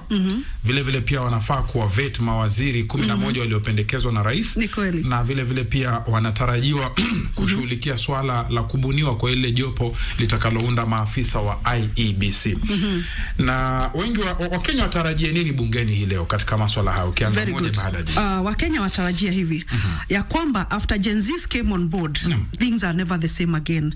Wabunge wameamka na kujua ya kwamba we no longer represent the executive vile mlikuwa mnaongea na ndugu yangu. We represent the people who voted us in. And what are we expecting? We are expecting that ile debate yote ambayo itakuwa katika floor of parliament itaangazia Wanjiku, itaangazia the voter, itaangazia the citizen of the Republic of Kenya. Na wabunge niongee na nyinyi niseme ya kwamba wakati umepita ambao tulikuwa tunasema that the parliament can be influenced by executive or judiciary or whichever. The parliament tumesema mambo yake ni matatu, and one of the key issues and one of the key mandate of parliament ni representation. Na ni nani alikuweka katika bunge? Ni Wanjiku. Je, unaongea kuhusu vile Wanjiku watakaa vizuri katika Jamhuri ya Kenya, ama unapitisha miswanda kulingana na vile unataka kufurahisha executive or whichever other arm of government? Kwa hivyo going forward, because the parliament has 3 key important agendas on their table right now, we call upon them, na ndio tunasema katika Jamhuri ya Kenya mwito ule Gen Z imeleta ni ya kwamba tafadhali misaada yote ambayo itakuwa inazungumziwa katika bunge, can we see the face of the voter? Can we see for the first time the face of the people of the Republic of Kenya? Can all debates in parliament revolve around the best interest? We call it citizen-centered debate in parliament. Whatever carries the day is what will be in the best interest of Wanjiku. Mawaziri wale mtapitisha ni wale ambao kwa uhakika wakishika barabara watafanyia wananchi kazi. Remember, the reason why we are in a political dysfunctionality as a country. Ni kwa sababu wale mawaziri tulikuwa na wao, most of them were playing politics, and some of them actually were singing the song of the appointing authority. But Wanjiku amesema ya kwamba hivi tunataka mawaziri ambao watasuzungumzia maji katika Kenya, masomo katika nchi, energy katika nchi, all these things. Hii mambo yote ni ile ambayo inasumbua Wanjiku. Lakini tukiendelea kuimba wimbo wa political appointees, let me tell you, hii nchi hatutaki kusema ati itachomeka, lakini the way we see this, our children, they want things done right. Na not only our children, hata sisi ni wazazi pia tunataka, ukiwa kwako kuna maji, barabara unayopitia kwa sababu unalipa ushuru ni barabara mzuri. Saa hii tumetoka season ambayo tumekuwa na mvua nyingi sana. Saa hii tukiongea kuna madarasa mingi sana ambayo haiwezi ingiwa na watoto wetu wakasome kwa sababu ishaharibiwa na maji. Do we have debate in parliament that is development focused, or it is just politics? And for the first time we want to see members of parliament who have the image of the country at heart. Hiyo wadhifa wa representation kidogo ilikuwa imeanguka kwa sababu representation ilikuwa tuna represent the appointing authority, or let me put it correctly, tulikuwa tuna represent our political party. But political party sio Wanjiku ndio aliamka mapema kwenda kukupigia kura. Kwa hivyo wewe ukiwa mbunge, ile utaongea, wacha uongee ukisimamia Wanjiku for the first time. Na mkiongea hivyo nafikiri nchi itaendelea mbele. Yes. I don't need kidogo. Wakati kumekuwa na hii mambo ya Gen Z, kuna senator, sikumbuki jina lake kabisa, lakini for the first time tumeona mtu amesimama hapo, mtu wa UDA, na kaongea kwa niaba ya Wakenya kwa jumla. Kwa mfano alitoa hoja ya kusema kwamba huwa kunakuwa na basari ya wabunge, gavana ana basari, women rep wako na basari. So he came up akasema badala ya kukuwa na hizi basari zote, kukuwe na harambee ambayo pia watu wa serikali ndio wanaochangia masomo. Why don't we do away with these bursaries na tukuwe na masomo ya bure katika sekondari? Very good idea. So we should have such like debates kwa bunge. Na hiyo ni people centered debate. Si lazima itoke kwa executive. Okay. Mmezungumza vizuri na nakubaliana na nyinyi kwamba miongoni mwa mambo ambayo mnayazungumza yana umuhimu wa kitaifa kwa sababu nyinyi ni wa Kenya, mimi ni Mkenya, anayetusikiliza ni Mkenya, anayetutazama ni Mkenya. Sote tunataka urahisi katika maisha ya taifa letu katika sekta mbalimbali, ikiwa ni barabara, afya, elimu, kila kitu. Lakini Bi Esther na Bwana Fred Muka, hamuoni kwamba haya mambo yanazidi kujirejelea kila siku? Je, ipo haja ya kuweza kubadilishwa katiba, ili katiba ikibadilishwa haya matakwa yako na ya wale vijana wengi yaingizwe hapa? Tuanza na wewe Fred. Katiba ilikuwa ipigwe msasa baada ya miaka 10. Naam. Independent and Electoral Commission IBC ilifaa pia ipige msasa ya boundaries baada ya miaka 10. Hiyo yote IBC mwaka ya 10 ni huu. Katiba kupigwa msasa miaka 10 imepita already, ambavyo mimi naona kweli ni haki, lazima pia katiba ipigwe msasa.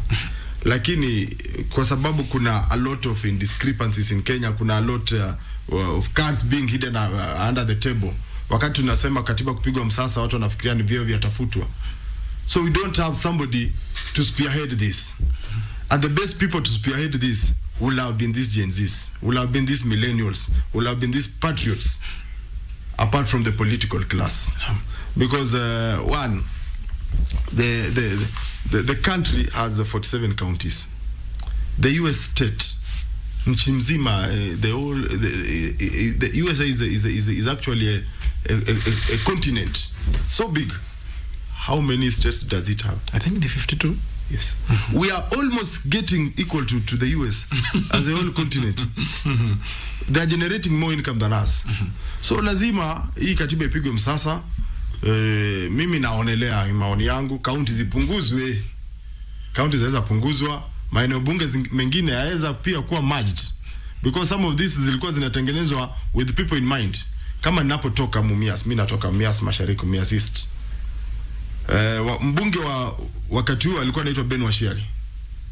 Ukiona katika demarcation wakati aligawa hiyo Mumias zikakuwa Mumias East na Mumias West, eneo alilokuwa na usemi mkubwa alilikata vizuri ikakuwa ni bunge lake. Na I'm sure it has happened in other constituencies.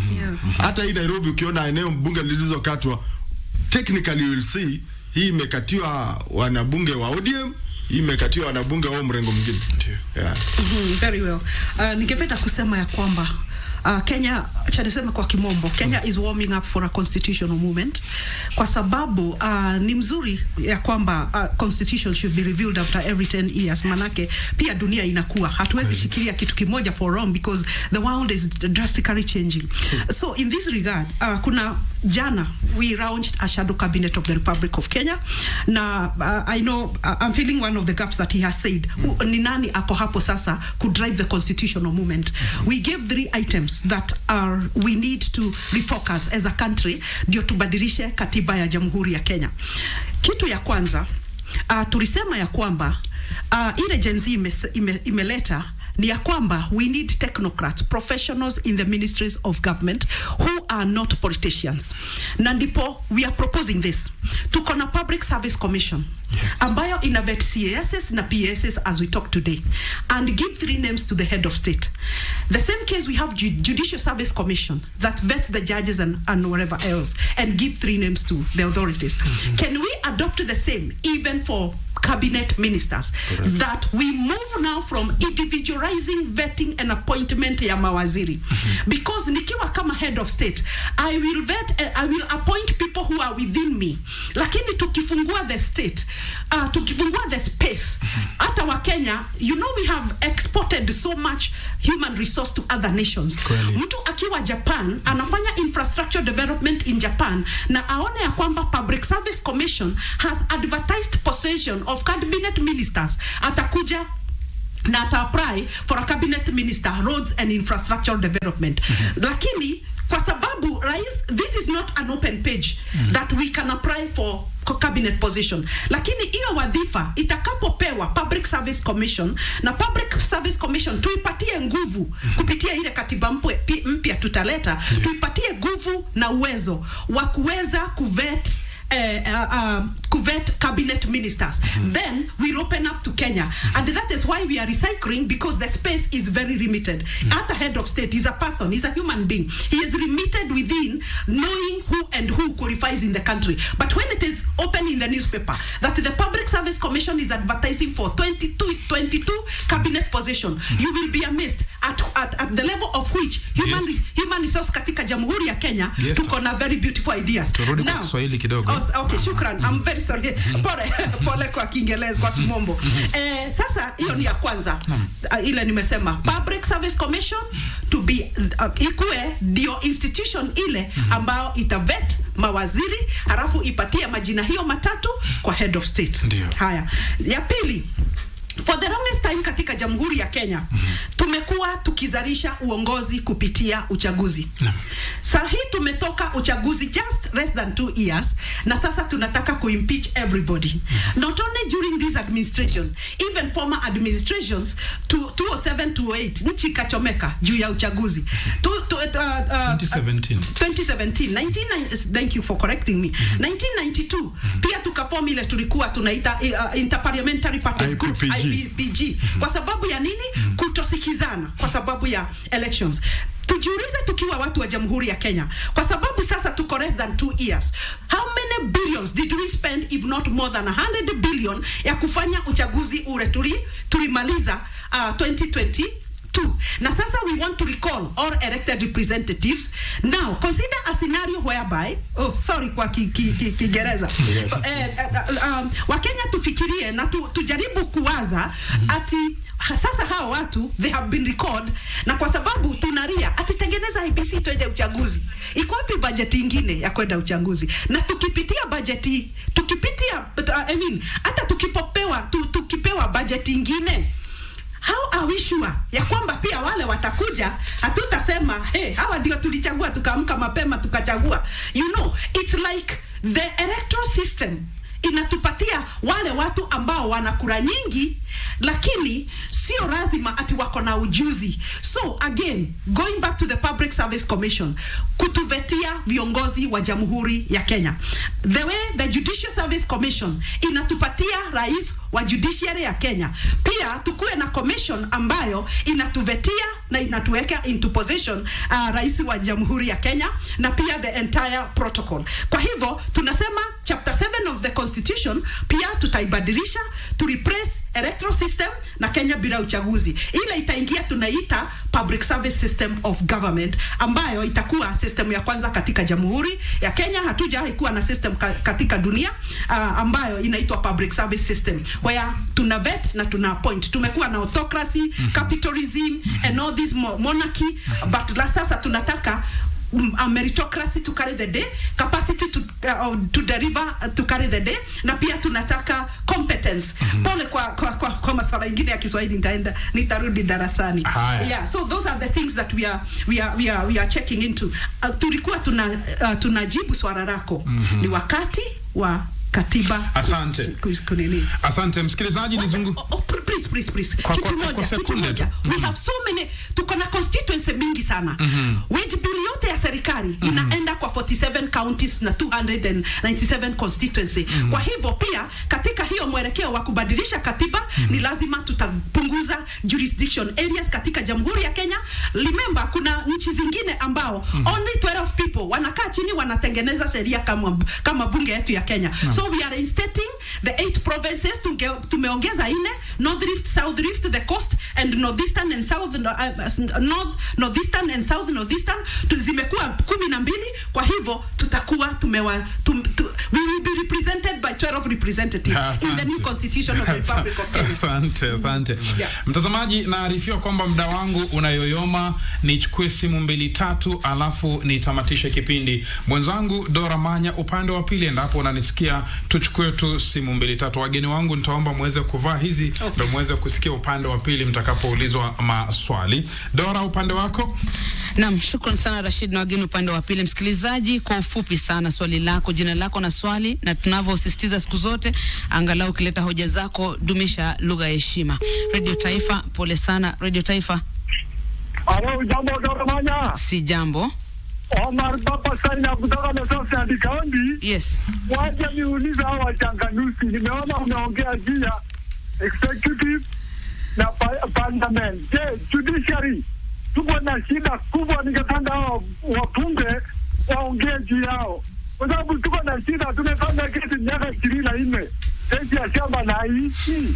Asante, anasema judiciary pia mgusie swala lake. Radio Taifa. KBC. Hello Radio Taifa. Yes sir. Huyu ni Pastor Absalom Wash kutoka Ngerekte 10 Nandi.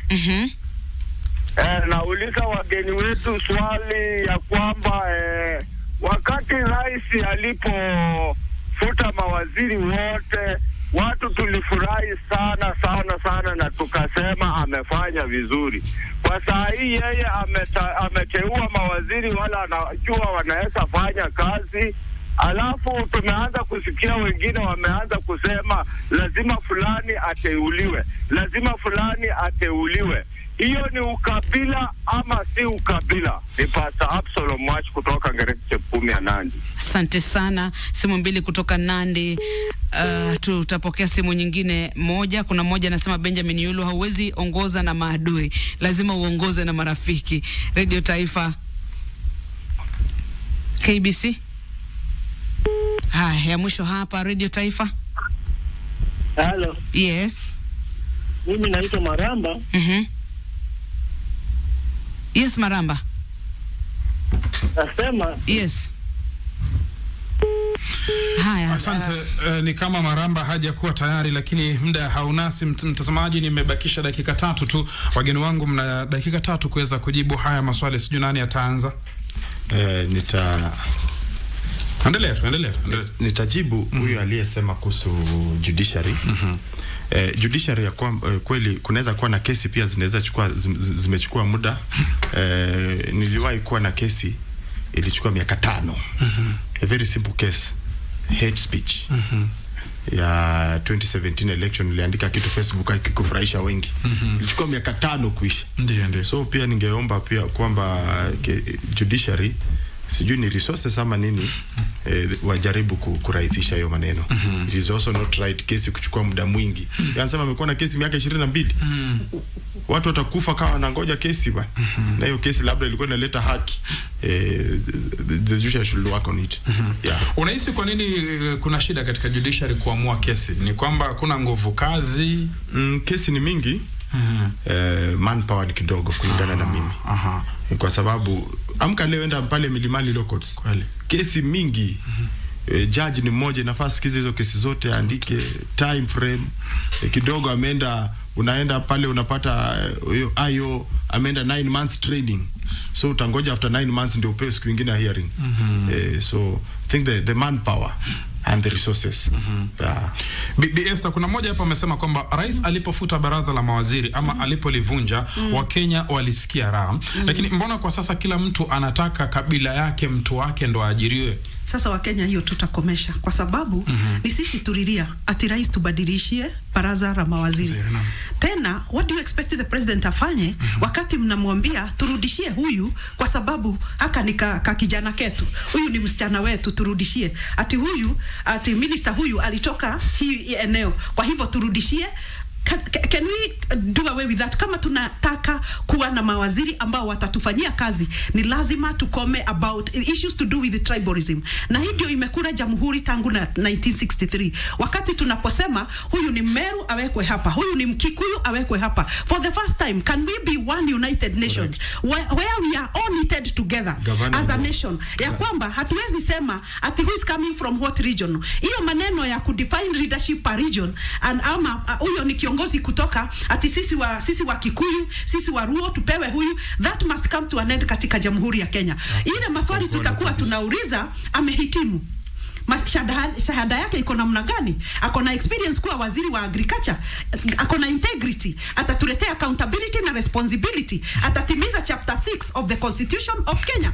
Hiyo ndio maswala tungekuwa tunauliza. Lakini hii maswala ya kusema ati rais huyu ni wetu, I would advise the president pia usiwasikize sana. Pia wewe ni kiongozi, make the right decisions, don't listen to the regional politics or tribal politics katika Jamhuri ya Kenya. Gavana Nyeri alisimama akasema sehemu yetu tulikuwa na mawaziri 8. Tunahitaji bado mawaziri 8. No. That should not be the way to go. Wale wenye waje kuwa na waziri kama sisi. Na pia wakiletewa wale hawajahitimu watacomplain ati rais tena umetuletea wale hawajahitimu. It's not about 10 or 20 Kikuyus or 20 Merus or whatever. It is not even about ati waziri wa agriculture alikuwa Meru, kwa hivyo Meru apatiwe. Come on, that is retrogressive politics. Waziri wa elimu alikuwa kutoka Kisii turejeshwe. Rais hiyo usisikize, hiyo nitaambia rais. Sasa as much as we are waiting for the president to give us solutions, pia tusimwempeleke sana ati lazima tupatie tribal kingpins. Once a tribal kingpins should be a story of the past in the country. Asanteni.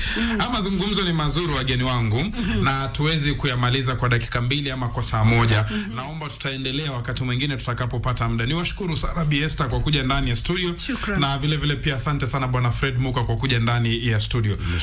Mtazamaji, kumbuka maoni ambayo yametolewa na wageni hawa hapa ndani ya studio si maoni ya KBC Channel 1 TV, si maoni ya Radio Taifa, si maoni ya Dennis Chisaka, Geoffrey Onditi, Mato wala Ben Ngui, hapana. Wala si maoni ya Rashid Momkondo. Ni maoni yao kama Wakenya na wana haki ya kikatiba kupaza maoni yao juu ya masuala yenye umuhimu wa kitaifa. Kwa niaba ya wote ambao wamefanikisha kipindi hiki, mtazamaji, mafundi wa mitambo kutoka upande wa runinga, wale wa redio, wapigia picha wangu hapa ndani ya studio, na nyote ambao mmefanikisha kipindi hiki, bila kumsahau mwenzangu Dora Manya, mimi nimekuwa mtangazaji wako. Jina langu naitwa Rashid Momkondo, na kuregesha upande wa studio B kwa kipindi Good Morning Kenya kuendelea. Kwaherini kwa sasa. Asanteni sana wageni. Shukrani sana kabisa.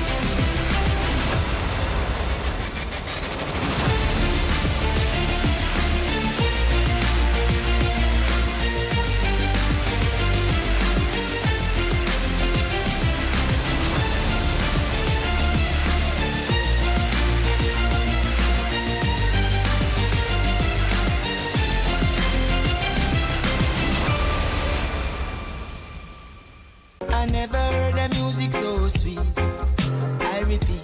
Wagwan, me brethren, big things are going. Remember, each and every Monday we have to shell down the place with nothing but the best of smooth way the vibes in your favorite station. You know these things, man. Alafu kila Tuesday, kata simu tupo side, giving you Kenyan music from the 254. And of course, you can spice up your Wednesday by enjoying blazing hot hip-hop and R&B jams. We don't got no label. She says she want bottles. Vibes and vibes as we go all across Africa, Kenya, Nigeria, Ghana, all the way to Tanzania to give you nothing but the best on Afro Thursday. Make sure you make a date with us each and every single Friday with me, DJ_Liza Diva, DJ Cold, and me, Wanjiko. This is Club One Extra. Unanifanya nisikie kunyongwa Hadija ai Mani especially ukisonga. Brother, if there's anyone who should be complaining, it is me. Have you even take time to smell yourself? You smell, I don't know, cucumber, meat shambar. Did you even take a shower? The question should be, who is smelling? And of course, it is not me. Is that her real hair? Wait until she speaks. It looks like Ethiopia is a very fertile land. Did she come along? Why do you ask? The same reason you are secretly wondering. You leave me alone, you fake blind or team. You think you will understand? And my relationship was pure and true. This fake man give you a reference, eh? Never ever cry over another human being, eh? We are so many, and that is why thousands die each day to create more space.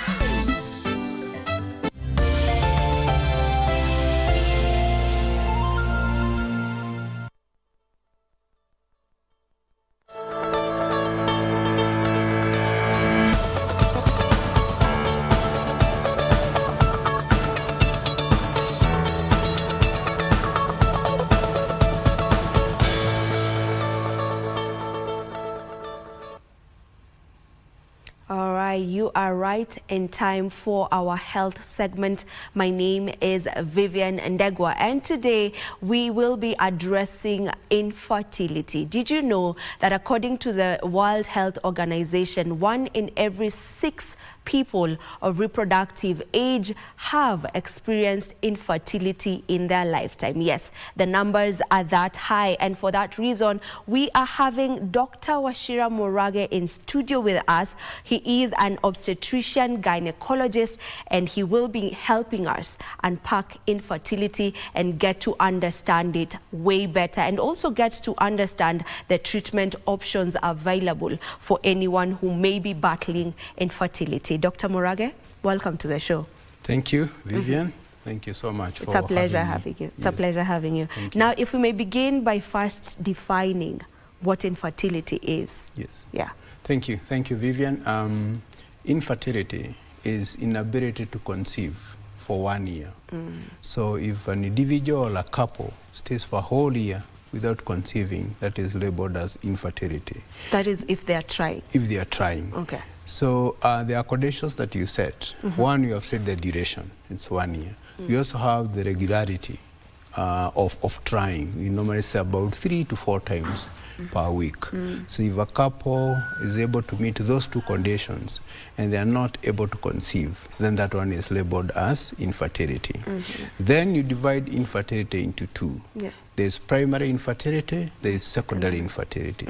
For primary, they have never been able to conceive. And this I mean conceiving, either it ends up as a baby, or it ends up as ectopic pregnancy, or it ends up as an abortion. As long as they have conceived once and they have stayed for 1 year and they've been trying to conceive for that particular 1 year, trying like 3 to 4 times per week, then that is primary infertility. If they have never conceived. If they have ever conceived, either it ends up as a pregnancy, ectopic, or abortion, that is secondary infertility. Then you can have sterility. Sterility is complete inability to conceive. So there are no chances. Yeah, so that's the 3 definitions that we have for issues of infertility. All right, and how common maybe is infertility in Kenya? Kenya specifically? We do say as experts that infertility is underreported That's what we normally say. But we now in agreement that about 15 to 30% of the whole population is infertile. And then you look at now in terms of, there's a male contribution, there's a female contribution. The female contribution is about 40%, and the male contribution is about 30%. And then the other 30% is combined for both. So you can see it's quite important to look at infertility in terms of a couple.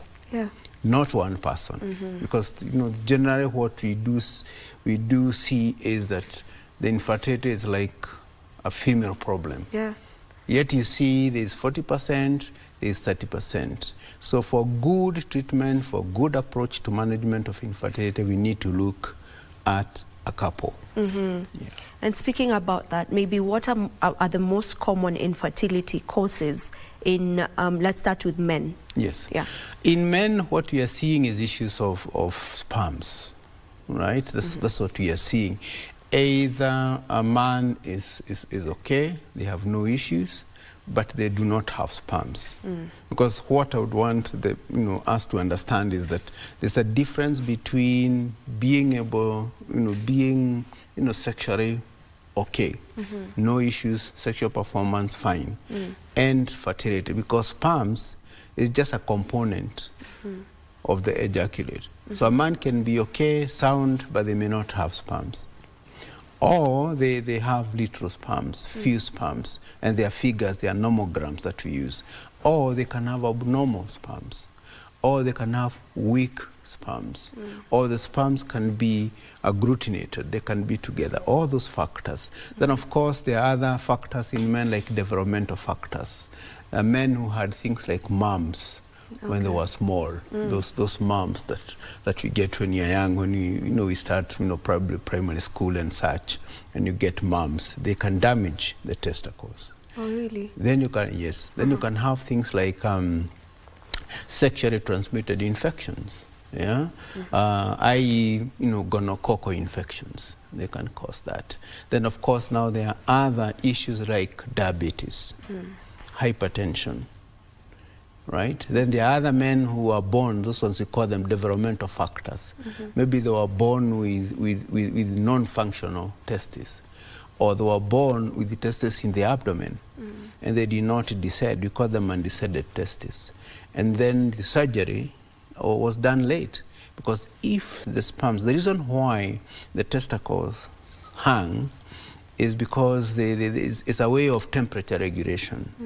So if they stay into the abdomen, it's like sort of, I may put it, they overheated, and that destroys the function of the testes. So when they grow up, they are not able to. Others are born with non-functional testes, and therefore they do not even have testosterone. Those are men who will grow up, they will not have maybe beards, they may have other features that they do not look like men. Yes, and then of course now other issues like hermaphrodite, they have the genitalia for men, have genitalia for women. So all those we call them developmental factors. Others is because of surgery, because maybe they had surgery in their testicles, and those ones will bring issues.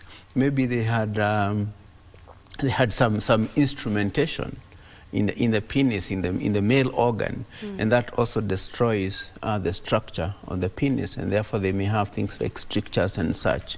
So all those contribute to infertility in men, what we do call male infertility, and they are the ones that now contribute to the 30% that you're talking about.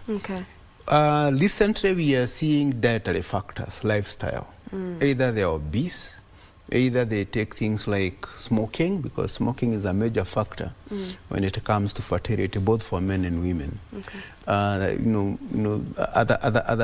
substances like miraa and the associated compound, substance abuse, all those lifestyle changes you are seeing now, they are contributing to the,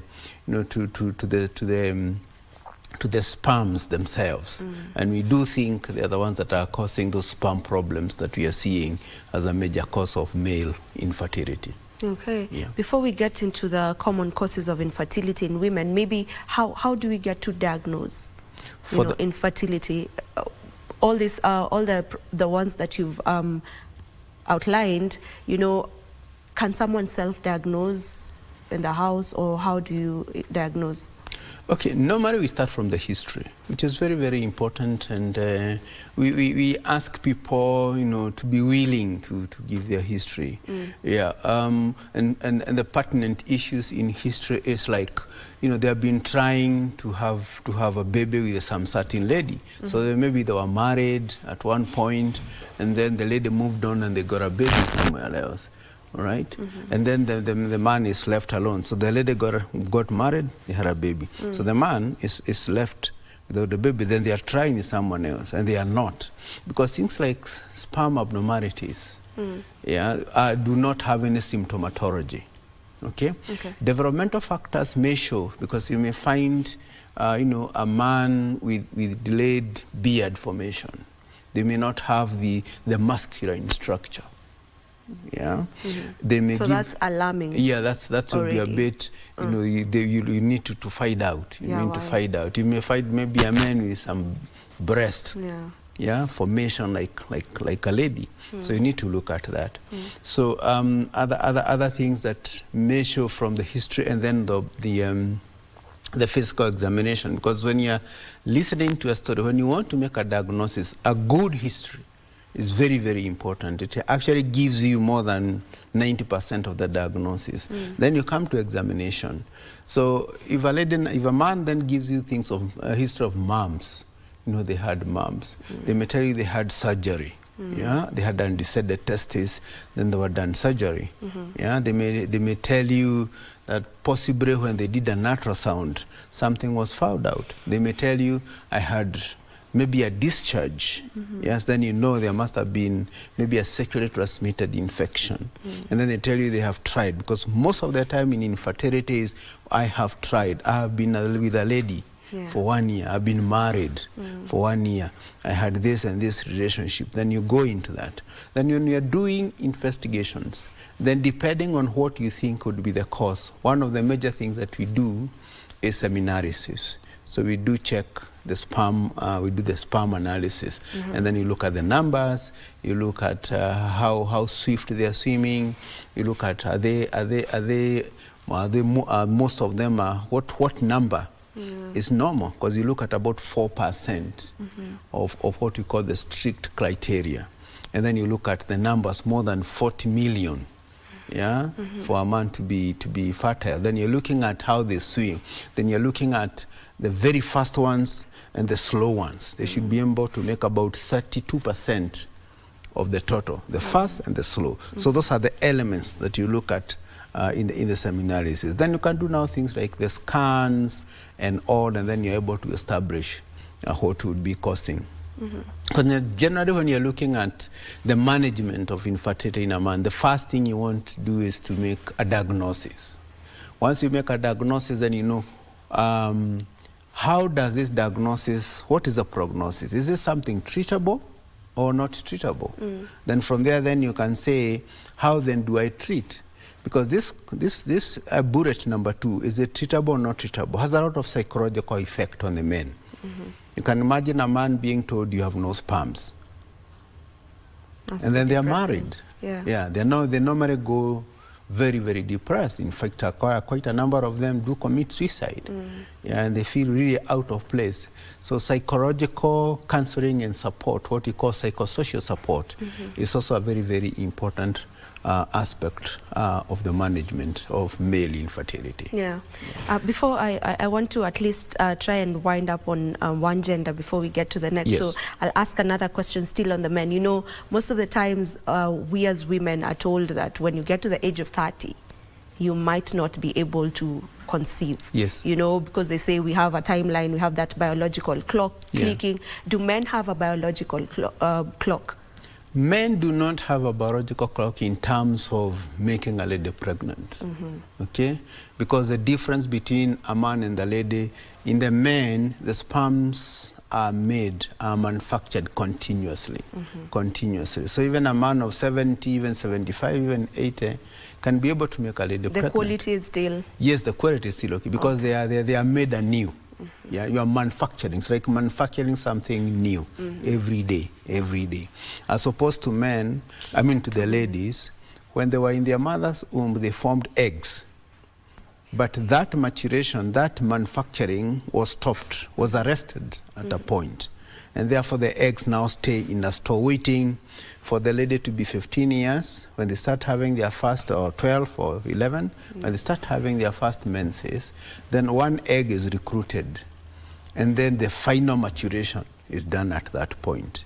So if these eggs stay for a long time in the store, in the storage, for example, just for the sake of argument, then if they stay for long, then they get old. That's now the aspect of saying a lady getting to 35 years, oh, the eggs are getting old, so the ones we get, you cannot fertilize them easily. And then even it affects things like IVF, which probably we'll discuss. Yeah, so that's the difference. But for the men, the manufacturing is continuous. They are renewing the sperms. So if they are okay, if they are normal, what are normally affects as the men get older is issues of lifestyle. Then the diseases like diabetes, hypertension, all those other diseases come in. That is what now affects, their quality of sperms. Otherwise, they are able to to procreate even at that age. They don't have a biological clock. Have a biological clock for that aspect. They may have other issues of biological clock in other issues like the performance, the regularity of of intercourse, or may go down, because they are a bit weak, maybe they are sickly, but the quality of the eggs is okay. All right, let's get to the women. What are the most common causes of infertility in women? Women, we look at developmental factors. We look at endocrine. Endocrine is about hormones. Developmental factors are how is a lady born and what are the issues, and I'm going to elaborate. Then you can have uterine factors. And then you can have now tubal factors. Developmental factors are things like, were they born with a uterus? Were they born with an ovary? Is the ovary functioning? Are they producing hormones? Do they have one uterus or double uterus? Do they have a normal uterus or an abnormal uterus? Those are the factors. They call them developmental factors. There is a condition called Mullerian dysgenesis. And Mullerian dysgenesis is where you may find the outer organ of a lady is not there. What you call the vagina will not be there. You may find some ladies do not even have the uterus. They may not even have the ovaries, or they may have very weak ovaries, all right? And those ladies, they may grow, and those are the ladies you find maybe even the breast development is not there. They may not even have the hair. They may not even, what you call the curling angle. The hips are not developing because they do not have that structural capacity to develop that. Those are the developmental problems that we have in ladies. Then we have endocrine. Endocrine is about hormones. Some ladies have ovarian failure. Like now, if they use maybe drugs like cancer, maybe the ovaries are not functioning properly, so there is no ovulation. Diseases like polycystic ovarian disease, what people call PCOS, where you have overproduction of a male hormone in a lady. Those are endocrine factors, and these are the things that people or loosely, allude to hormone imbalances. Okay, those are the hormone issues. Then you may have uterine factors, abnormal uterus. You may have things like fibroids, things like polyps. And then finally, you can have the tubal factors. The tubal factors are like tubal blockage. The tubes can be blocked. The tubes can also be abnormal. So basically, those are the commonest. But what we find in our setup here, it's more or less of tubal factors in ladies. That's the very, very commonest. And indeed, when you're thinking of infertility in a lady, you first direct your energy to issues of tubes, all right? Then from there, you look at the uterine factors and then developmental factors. Those are the commonest. And of course, now you go down to the hormonal factors, especially if a lady is having irregular menses on top of the infertility, or they do not get menses, then you may go direct to the hormonal issues. But basically, those are the common causes Okay, of are there infertility. symptoms that one should maybe look out for and, point out as alarming? I know you've mentioned the irregular menses. Yeah. So maybe what other symptoms might be there if they're there? Yes, they can be many depending on the cause. What we normally look at, of course, just like their counterpart, the men, a lady will come complaining.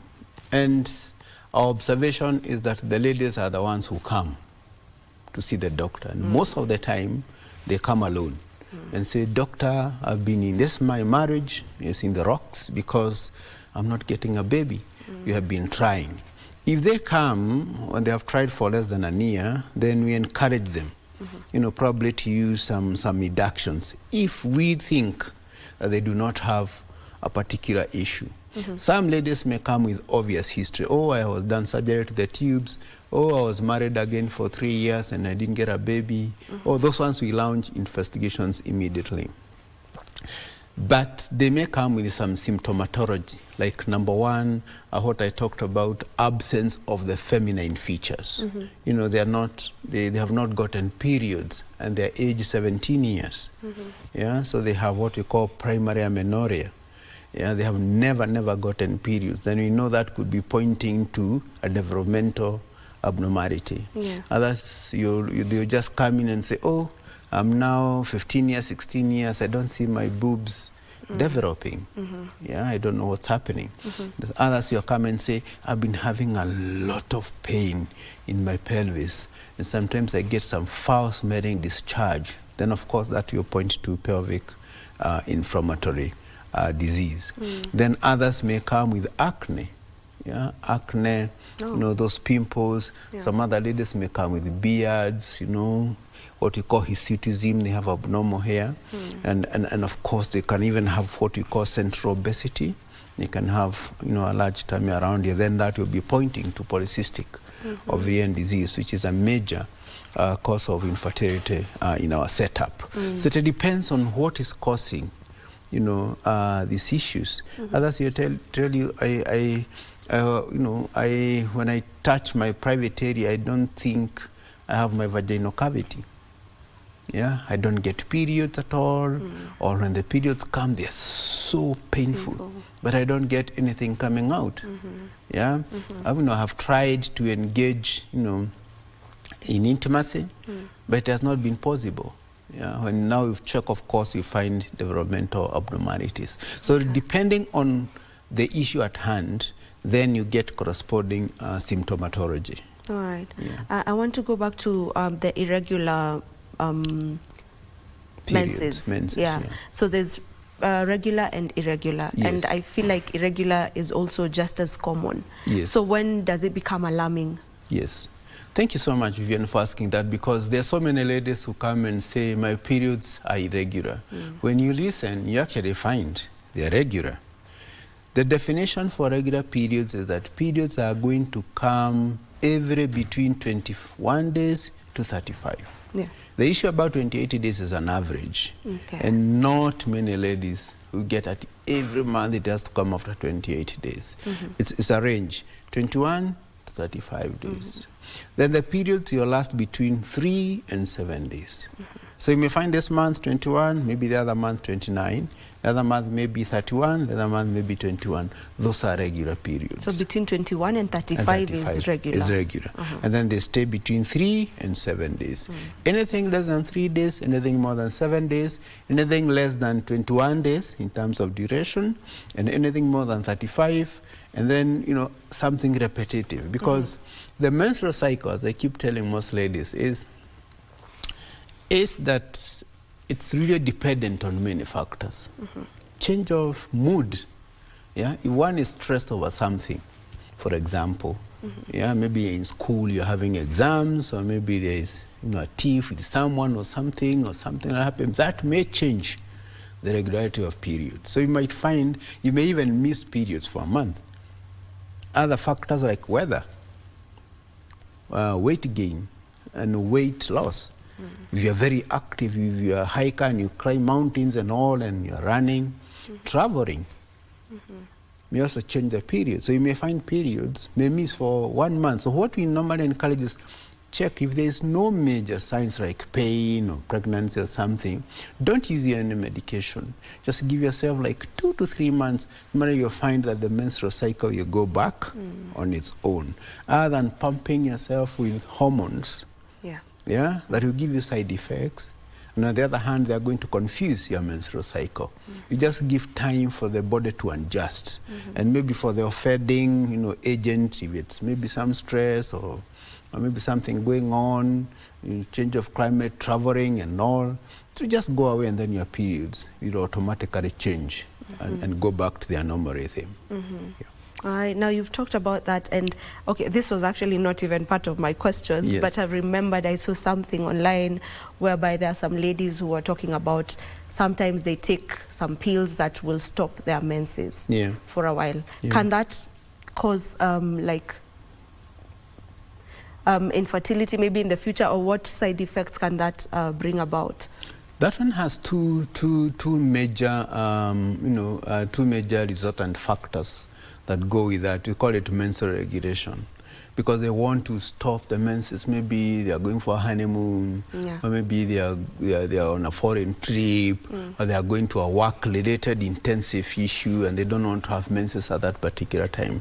So they may use some medications, to moderate the system so that there is no menses. So what happens then? That changes the rhythm of the cycle. Okay, to change the rhythm of the cycles, they have to give themselves time for the cycle to go back. It doesn't cause infertility, but it changes the cycle. The other thing that it can also do is very easy to cause ectopic pregnancy. Because once you stop that kind of, you may get even double ovulation. Okay, and then you may get some disturbance in the tubal motion. So that can also cause abnormal pregnancy. Is there a frequency to it that is now too much? Not a standard one, but we normally say if, and there are ladies, and this probably is good to mention about this emergency pill, because it's the same thing. If you find that you're using regularly, we say regularly, every 2-3 months you have to do that, then you better be on a constant family planning method. If you're traveling many times, and then you find that every time you have to change, then you need to discuss with your doctor and see how best you should do that. Because the more you do it, the more you are confusing your cycle more, the more you can easily get pregnant if you're not on a family planning method. And once you confuse your cycle, it's then very easy to get something like ectopic pregnancy. All right.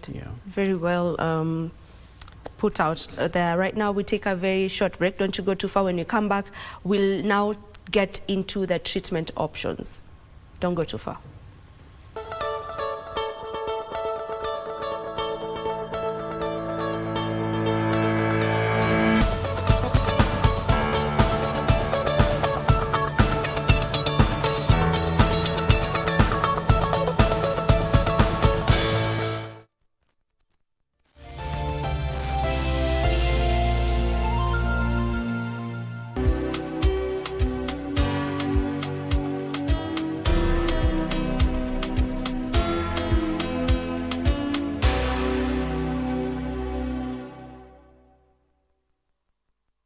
Are you looking for a brand-growing outdoor advertising with beautiful simplicity and an artistically inspired choice? Look no further. Our 40 years of credible reputation and experience will give you exceptional brand traction. Be honest, and I want you to tell me the truth right now. What did Dad tell Amparo that was so serious that it forced her to marry Reynaldo? Come on, tell me the truth. The doctor has told me that somebody's trying to poison you. That man, Dr. Forero, the one who was murdered, was he your friend? Milena met him a really long time ago. TikTok. Get your brand on the talk with City Clock. On KBC Channel 1, we are a TV station like no other. Get a taste of the best in entertainment. Yes, indeed. Feel the passion. Will you promise me? I swear that you will never lose me. I can't get married to you. I'm sure you knew about it. That's why you're making fun of me. Experience the drama. Get out. Who is the man in this one? And the laughter. Hii wigi umevatishwa. Sile wakati tulikuwa tunaapishwa tunapewa mheshimiwa.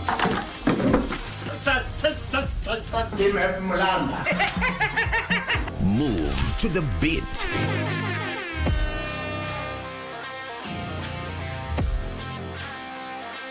We are live from Broadcasting House. And get informed on the latest happenings. KBC Channel 1. Wow. Yeah! We are the full package. Oh, yes. And Kenya's watching. Thank you very much for joining us.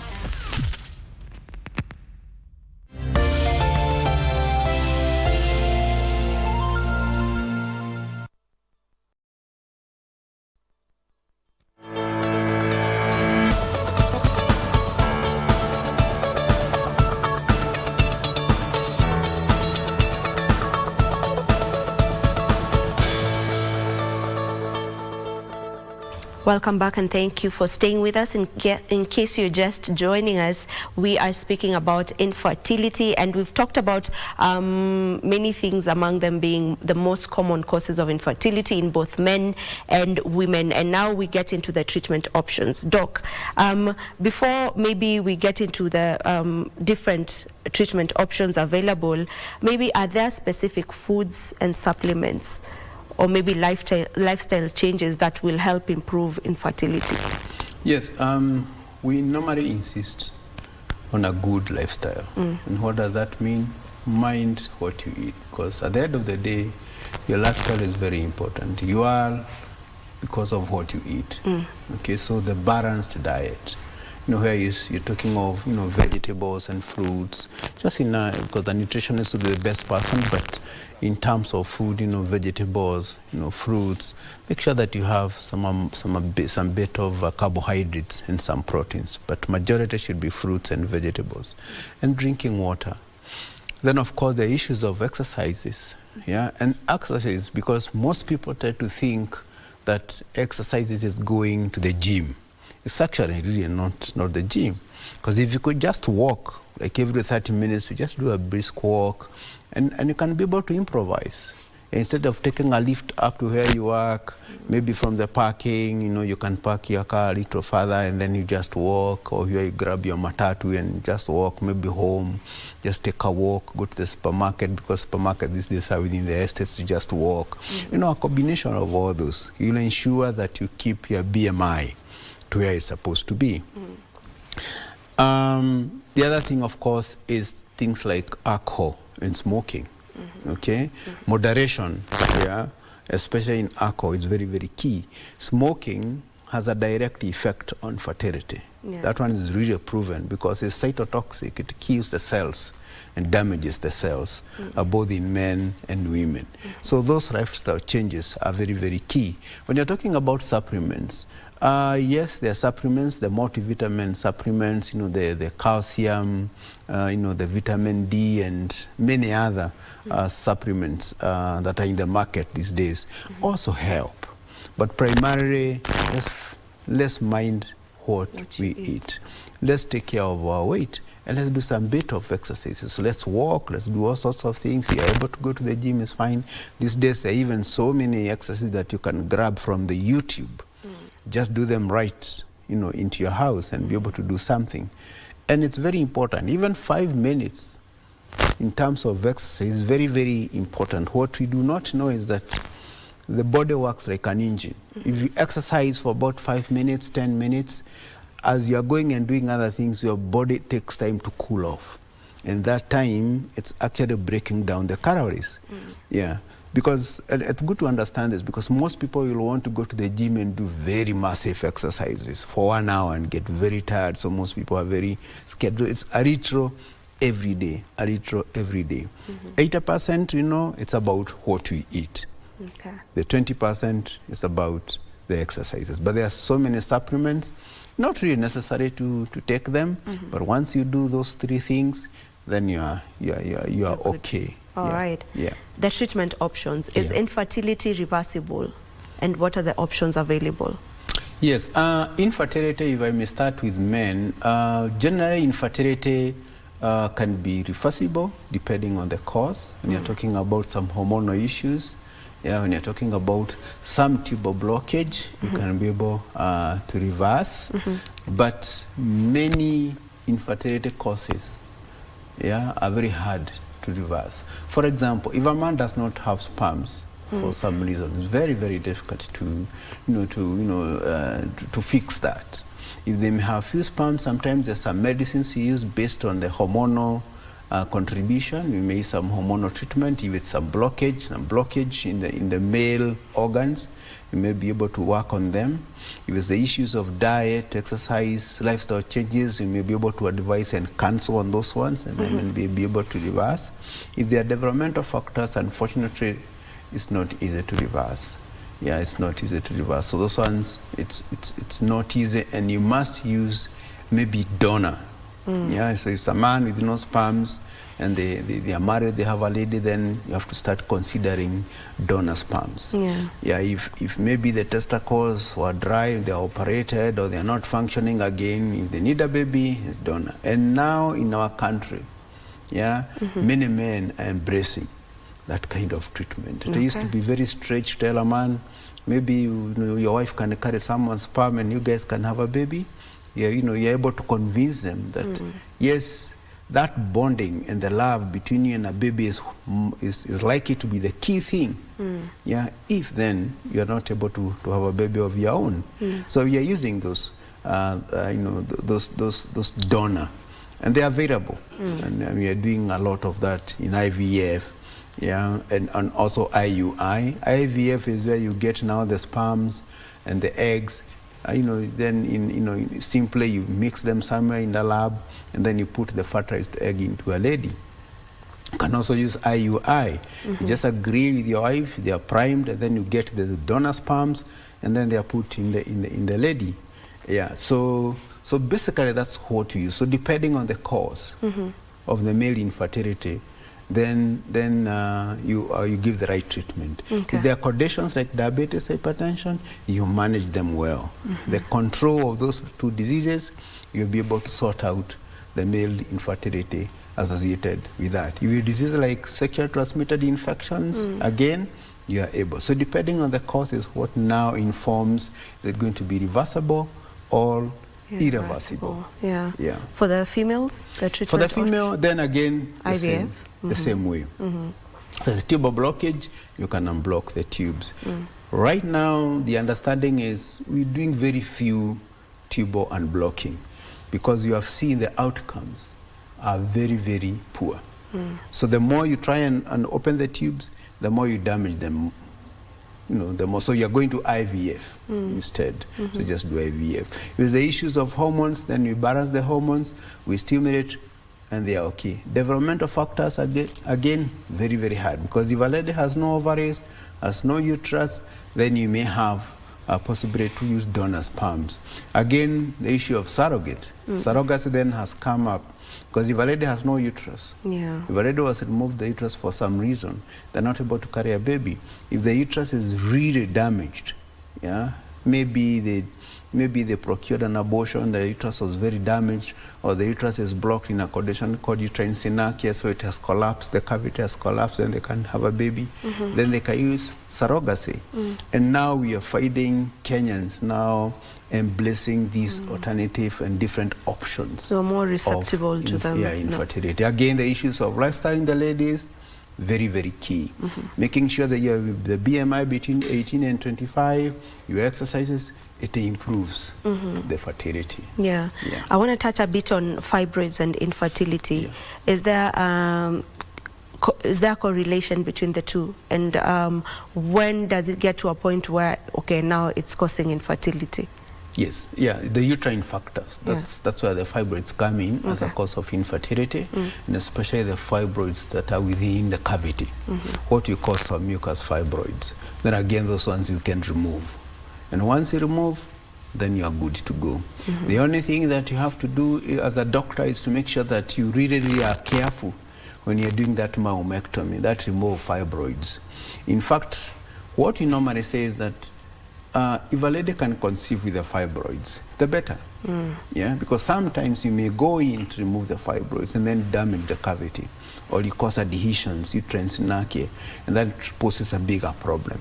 So if a lady is able to conceive with the fibroids, we say, well and good, conceive, then we can handle the fibroids later. But some fibroids attack the uterus, they're inside the cavity, and therefore they pose, they become a problem at conceiving. So those ones, we must remove them. Are fertility checkups or checks common in Kenya? And is it something you're advising? Yes, Vivian, you're now seeing people coming in for fertility checks. Initially, people just used to wait. You get married, or you have a partner, and you're trying to conceive, 3 months, 6 months, 1 year, no conception, then you come into the doctor. But now you're finding young couples before they even get married. Even a lady, when they sense that they will want to have a baby, then they come early, they say, doctor, I've come for a checkup. I'm planning to have a baby. Yeah, then you do the necessary checkups. You start from the history, find out if there's anything from the history. Then, of course, if there's nothing, then you advise on the lifestyle, you advise on the exercises, you advise on the diet, and you can do things like pap smear, you can do an ultrasound. And depending on the history, if you think that probably they had like pelvic infection, then you may do a HSG to determine the patency, the openness of the tubes. Yeah, then you may do even hormone checks. Then you may do even other diseases if they come from a family with diabetes, hypertension. Then you can screen. And all of that. And then, of course, the thyroid gland. Yeah, the ones that's normally in the anterior part of the neck. So you do all those tests. And then you're able to tell the lady, yes, you're able to conceive. Plus, of course, now, if they have irregular periods, then you look, for things like polycystic ovarian disease. So all those things are done. But it's normally a very holistic approach, from the history to the examination, and then those two will inform you where you can direct your energy on. If not, then you can just do a general checkup, just like I have described. Are there any maybe latest research on fertility treatments and technologies maybe? Of course, now the latest technology, it's not, of course, the latest has been there is IVF. Yeah, we're seeing now people saying maybe they want to select gender, so there are all those things now that are going around about gender selection. And then, of course, now there are tests that are done in the fetal-maternal setup, where you have now people checking for, other genetic diseases. Yeah. The genetic karyotyping, okay? Those are now some of the latest technologies that are coming in. Otherwise, and then of course now running away from the old styles, like now operating tubes, you're no longer doing that. Minimally invasive surgery, the laparoscopy, is another, technology that has really been embraced, and you can do quite a lot with the MIS, the laparoscopy. You can remove uterine fibroids. You can actually even do the laparoscopy. So it's not invasive at all? No, you don't get cut? A cut, no, just use some holes. Okay. And then you put in fiber optic cameras, and then you're able to maneuver. You can even now do tubal checkup using laparoscopy. Yeah? You just go in with those fiber optic cameras, and you're able to check even the tubes and see are there some fibroids inside the uterus, and you can actually do hysteroscopically remove those fibroids. So those are the newest technologies that are going ahead. Of course, it's continuing in hope that even issues of genetic treatment will come on board, to be able even to check on the babies that are inside and be able to do something on the baby's urethra, because we now have the fetal-maternal now also gaining ground into this country. Yeah. All right. As we wind up on the conversation, I will ask you to give us your last remarks on this topic. Okay. What I would say and encourage the viewers is about infertility. Infertility is treatable. Yeah. Over more than 90% you can be able to treat infertility. There are options, and all ladies should have a baby. And there are now different ways and different options of having a baby. So if you cannot operate, you cannot do ovulation induction, we do surrogacy, we can do IVF, and even adoption, because that is something that we always forget.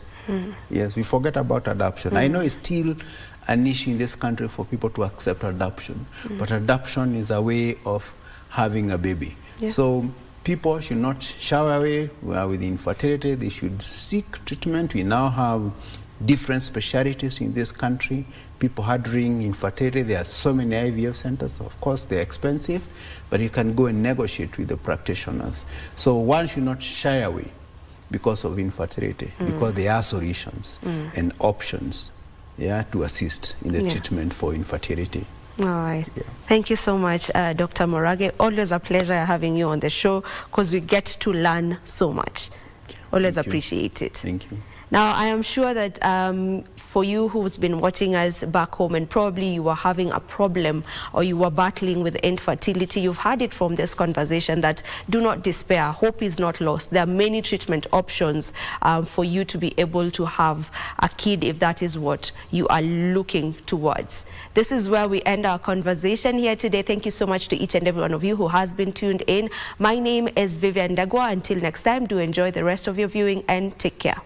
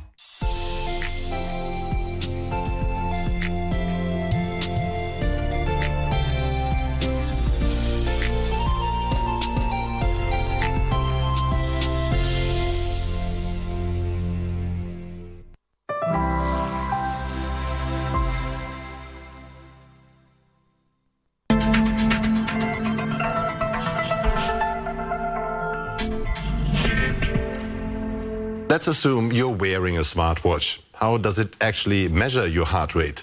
There are two different methods: optical pulse measurement with light and a heart rate sensor that records electrical activity. More on that now. When it comes to accurate heart rate monitoring, we always recommend the classic chest straps. It's an electrophysiological recording. They essentially detect the heartbeats electrically, so they get a direct recording of the heartbeat.